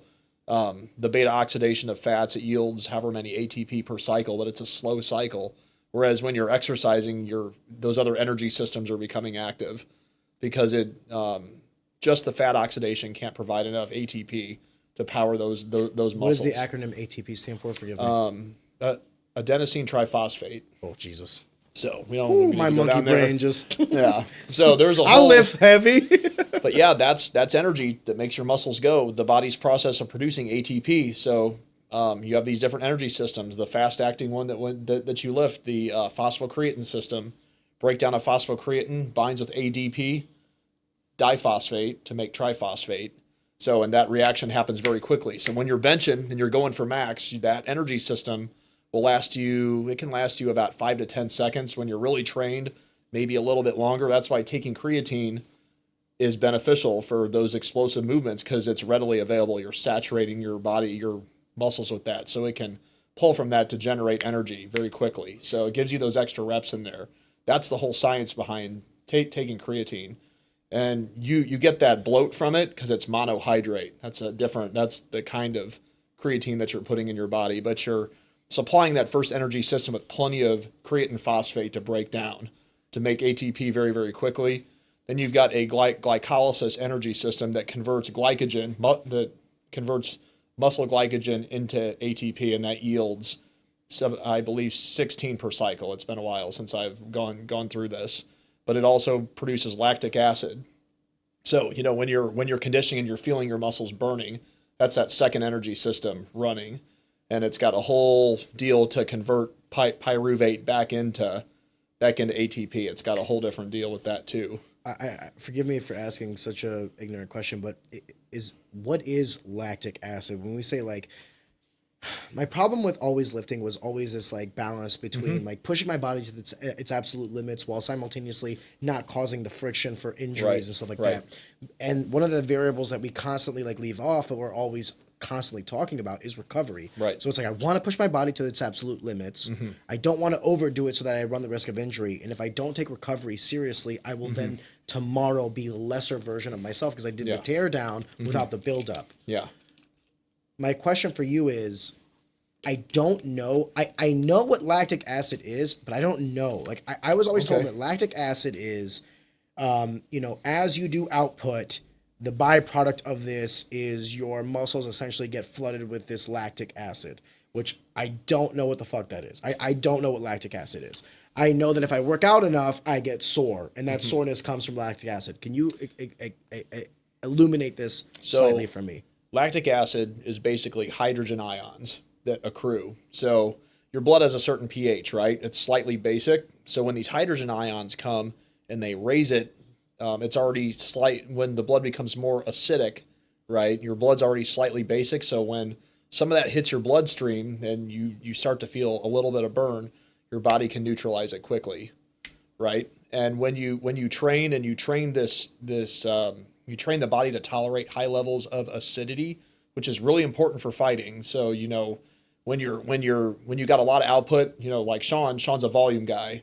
When he's generating a bunch of output, he's going to start to accrue some acidity in his blood. The body has to be able to deal with that. It deals with it in a few different ways. So your blood will actually become more basic. So you have more sodium bicarbonate in your blood. So when those ions hit the blood, they're neutralized. All that acid is neutralized right when it hits your bloodstream. So that's one way of dealing with it. The other way of dealing with it is it creates more capillaries. So your blood supply gets more intricate. So it's able to get blood in and get blood out. So you don't end up with this like compartment syndrome type thing. Your arms get heavy. So that's one thing that the body can do to really deal with this. That makes so much sense because It's called angiogenesis. So when you're ending up like pumping and pumping and pumping, the body will be like, okay, we're going to create more pathways. We've got a lot of blood here. We're going to make more capillaries to get this blood out. Once it's pumped, we got to be able to pull it out. So the plumbing gets a lot more intricate in that way. Let's see, sodium bicarbonate. To me, the human body is fascinating. It's crazy. So the more you train that energy system, the better your body gets at dealing with those ions. So you got the like capillaries, you got all these different ways. You got more bicarbonate in there that is able to buffer that acid out. So it's how well can you recover from being in a highly acidic state, if that makes sense. It's fascinating to me. Yeah, and that's a lot of what we train is how well can you deal with acid. So my guys are usually really well known for having great conditioning because we train the body, we get them in a really acidic state and force them to deal with that. And if you get too acidic, that energy system shuts down. Like it stops producing, like you're going to really slow, like when you see those fighters really slow down when their conditioning when they really start to get deep into these rounds, especially these championship rounds, 4 and 5, and you see them fade, that's because that acidity is starting to really build up and they don't have the plumbing to get the blood out of the muscles as well. Don't you think there's two additional factors of that though? There's the mental capacity to handle the adrenaline dump. Yeah. Because that's the other thing, right? Like whenever I get into a fight, I'm always like, and you know what happens when you get an adrenaline dump? Everything constricts. Your blood vessels constrict and you can't get the blood out. So you end up with these heavy arms with everything pumped up, like when they're striking and then they can't because they got the adrenaline. You feel like 1,000 pounds. You feel like your hands just are and weights. that over time, over minutes, that will pass and everything will dilate and open back up. But wouldn't you also say that like perhaps like some sort of mental acuity or mental stress tests? Because I'm trying to bridge this gap between like the physical, which I think in a lot of ways that adrenaline dump happens also from insecurities, possibly due to undertraining. Yeah, you haven't trained hard enough, so you know that you're a little scared. Maybe I'm not prepared for this fight. So then you have this like, oh my God moment, and then it fucking dumps. And maybe if you've gone through the reps and really trained yourself, first of all, you're already physically in shape, but now you're mentally prepared for this thing because you know the work that you've put in to this camp. Yeah. However, the other thing I'm going to say is just damage, overall damage. Yeah. And that's one thing that like I tell guys all the time. I'm like, listen, when you go pro from amateur, that extra 2 minutes, all the shit that doesn't end fights, leg kicks, punches to the arm, starts to become a much kicks bigger to the thing. bodies, like all the things that don't end fights. Sean's a perfect example of this because he's not like a one hitter quitter guy. He's gonna put it on you, and take you to those deep waters and drown. But what do we call those deep waters? Yes, it's a push on the cardio because now you have to upkeep with Sean, Right. but it's also the damage that he's putting on you. Right. Yeah, you might block something. I always said, and I'm curious to hear what you think about this. I don't think there is such thing as defense in fighting. Yeah. Because if I'm blocking outside of completely like parrying or moving and completely missing the strike, any sort of block is damage. Yeah. The only difference is instead of hitting my ribs, you're hitting my arm. Yeah. But that's still damage to my bicep and tricep. And now when I want to throw a punch, I will be hindered, even if it's less sub 1%. Yeah. There have been videos that have gone like kind of viral of like, Canelo throwing a mean hook to someone's tricep and like within 2 Yeah. minutes that Yeah. arm has just inflated from the dead capillaries in their arms now. I think that damage is damage. So like, yes, I agree with you with what you're saying of like, there is a physical preparation to be done in fights. However, this is a contact sport. You're getting punched, knees, elbows, and all this other shit. And you could be at the greatest fucking condition of your life. Yeah. All it takes is, Sean O'Malley gets kicked in the calf. Now his perennial nerve goes out. You can't work. Yeah. There's no calf raises to prevent your perennial nerve from. There's obviously like techniques they use in Thailand to toughen those areas up. Yes. And that's up to the guys. That's more of a sport specific. It's a little bit outside of my realm of expertise. Number one, because I've never fought in the cage, and number two, because I'm not as well versed in those techniques. Obviously you have to put in the adequate reps to toughen those areas up. The body will build up tissue where it needs to build up tissue, whether it's scar tissue or what have you not, to be able to withstand damage in that area. But you got to be able to, they do whatever they do. They grind they grind the bamboo stick bamboo on on the their shin. shins. Yeah. There's different ways that they like toughen those areas up. They toughen this up too. They'll like hit it over and over again. So the body's, used to taking damage in that area. So, I mean, there's different ways to overcome that, but that's a little bit more sport specific. I'm sure the tried and true methods in Thailand will, like in the movie Kickbox, where the guy's kicking the concrete, or kicking the tree. That's some crazy stuff. And I'm sure there's some basis in truth behind them doing that in the movie. Sure, that's rooted. There's some guys that do that. I don't know. It's crazy. Don't they kick the shin? Dude, this is where I start to get to. Little cracks in their shin. Yeah. Well, and then you're What happens is you get shin splints, and then the calcification over the shin adds like a thin layer of bone over that bone. So here's the problem with this mentality, though. Those are hairline fractures. Yeah. The problem with that mentality is how many people have then gone on to break their shins, or the density of their bones have degraded because of wear and tear. Yeah. So it's what's the difference between what's the difference between a genius and an idiot? Success. Yeah. So it's you could be that guy who's kicking the bamboo tree, and if you kick through, congratulations, you're a genius. But if you're the guy who kicks it and now your shin split in half, you're the idiot. I think that there has to be a happy medium, and this is where I was kind of getting with this conversation, was essentially that over the course of time, technology, innovation, education has really changed. I mean, I can only speak from MMA and also wrestling as well. The way that I used to cut weight when I was little, as was told to me based on what people knew, is completely different from how I tell the kids to do it now. It's not that they were mischievous, or they just didn't know better. What they thought was reality just wasn't the truth. So we're entering this stage tomorrow and a week from now and a month from now, where the information that we know will either correlate or it'll correlate and aggregate, or it will attack the preconceived notion. It'll either build up what we already believe, or it'll attack it, and then we will have to believe something different. I will say this, and this is why I wanted to sit down and talk with you, and why I'm so happy that you decided to come on, was I knew this was going to be a thoughtful discussion about, it seems on the surface, a meathead topic, strength, conditioning, all these other things. But truly, when you dig into the surface, and I said it to you when you were talking, you're a nerd for this. The way someone might be a nerd for engineering, mathematics, pharmacy, what have you. You're a nerd when it comes to strength and conditioning for the human body. And there's a lot of philosophy that goes into this. There's a lot of dealing with people's mental state and dealing with, basic, taking stuff that works and finding a way to make it work for you and throwing away the stuff that doesn't work, that shouldn't be used. There's a lot of philosophical stuff that's in play with strength and conditioning, and the good coaches understand it. And to the guys that aren't so well versed, it's just meathead stuff. Yeah. There's a lot more, in terms of where you go training, mentally, guys, how they deal with pain in training, they'll try and fight it.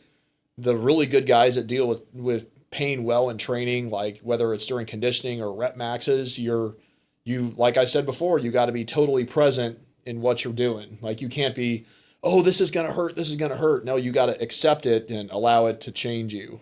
I've been telling some of my young kids that now, that are fighters, they're suffering in the conditioning. I'm like, this is temporary. You need to let this change you for the better. Well, there's also two kinds of pain, right? There's that structural pain. This is productive pain. Yeah, it's not we're just breaking pain muscle pain. down. Yeah. It's not just pain for pain. It's pain. This is we're building something here. That's such a fine line to tell someone though, because it's I have some kids that are, because I coach high school wrestling, I have some kids that are I got a kid right now who has a tear on their lower meniscus in their knee 1 week before districts.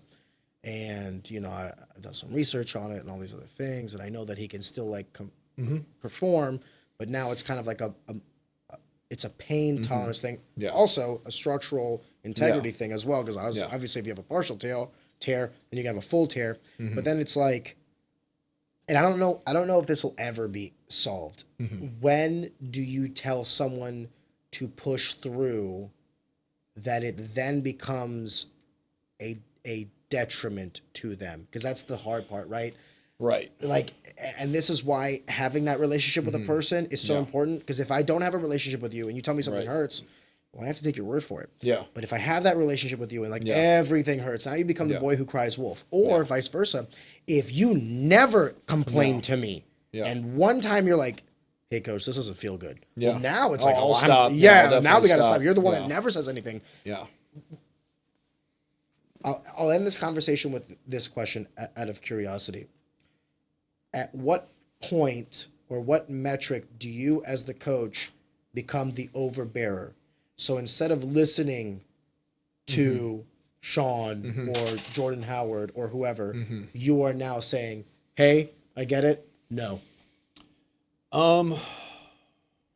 That's a complicated question. Yeah.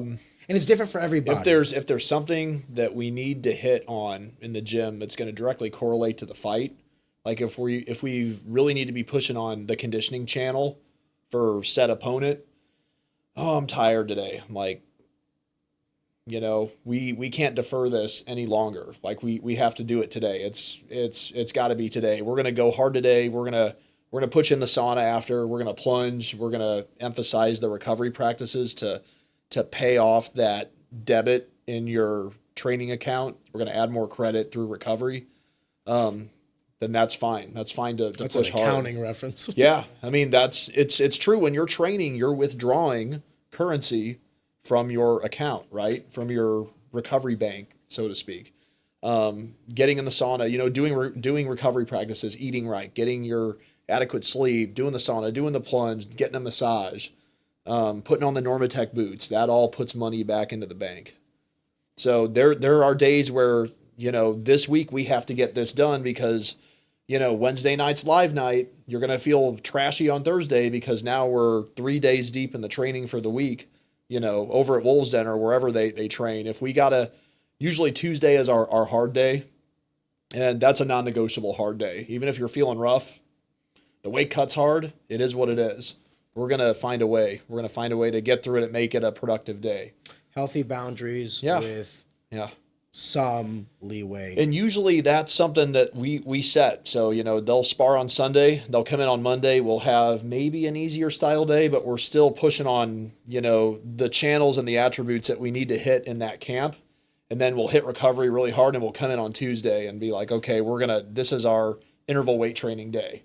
We're going to have a hard 75 to 90 minutes, and we're going to really put ourselves in the mental frame of where we'll be in the fight. So when this goes into deep water, we're ready. We've already been in the deep water, so we can tread water all day. God so bless. we're going to drag them in. Matt, this was That was awesome. this was our first time actually sitting down and Amazing. talking with another. I hope it was what you were expecting Oh, from this conversation. 100%. It was great, man. I want to thank you again. Of course. Coming in, giving me the time of day, and you know, talking about your craft and why you're so passionate about this and about the guys that you train. I do want to ask one more question. Sure. And we'll end on this. Yeah. If you weren't doing this, what do you think you'd be doing? Man, that's a really tough one. Probably something like working with my hands, probably working on cars. Probably because that's in my blood. That's what my dad has done for a long time. He was in software sales, but like that was always like the real fun thing that he loved. My granddad, his dad, did that. You know, would buy cars, fix them up, flip them, and had all kinds of cool sports cars that came through the garage. My dad's brothers do it. You know, it's Porsche through and through with those guys. I think I'd definitely be doing something with my hands because I've got kind of that mechanical sort of brain that understands that well. Under the hood deliverance. It's true, man. That's true. Yeah. Well, Matt, listen, brother, I appreciate you coming on. Thank you so much. Absolute pleasure. It was awesome. Thank you. Thank you.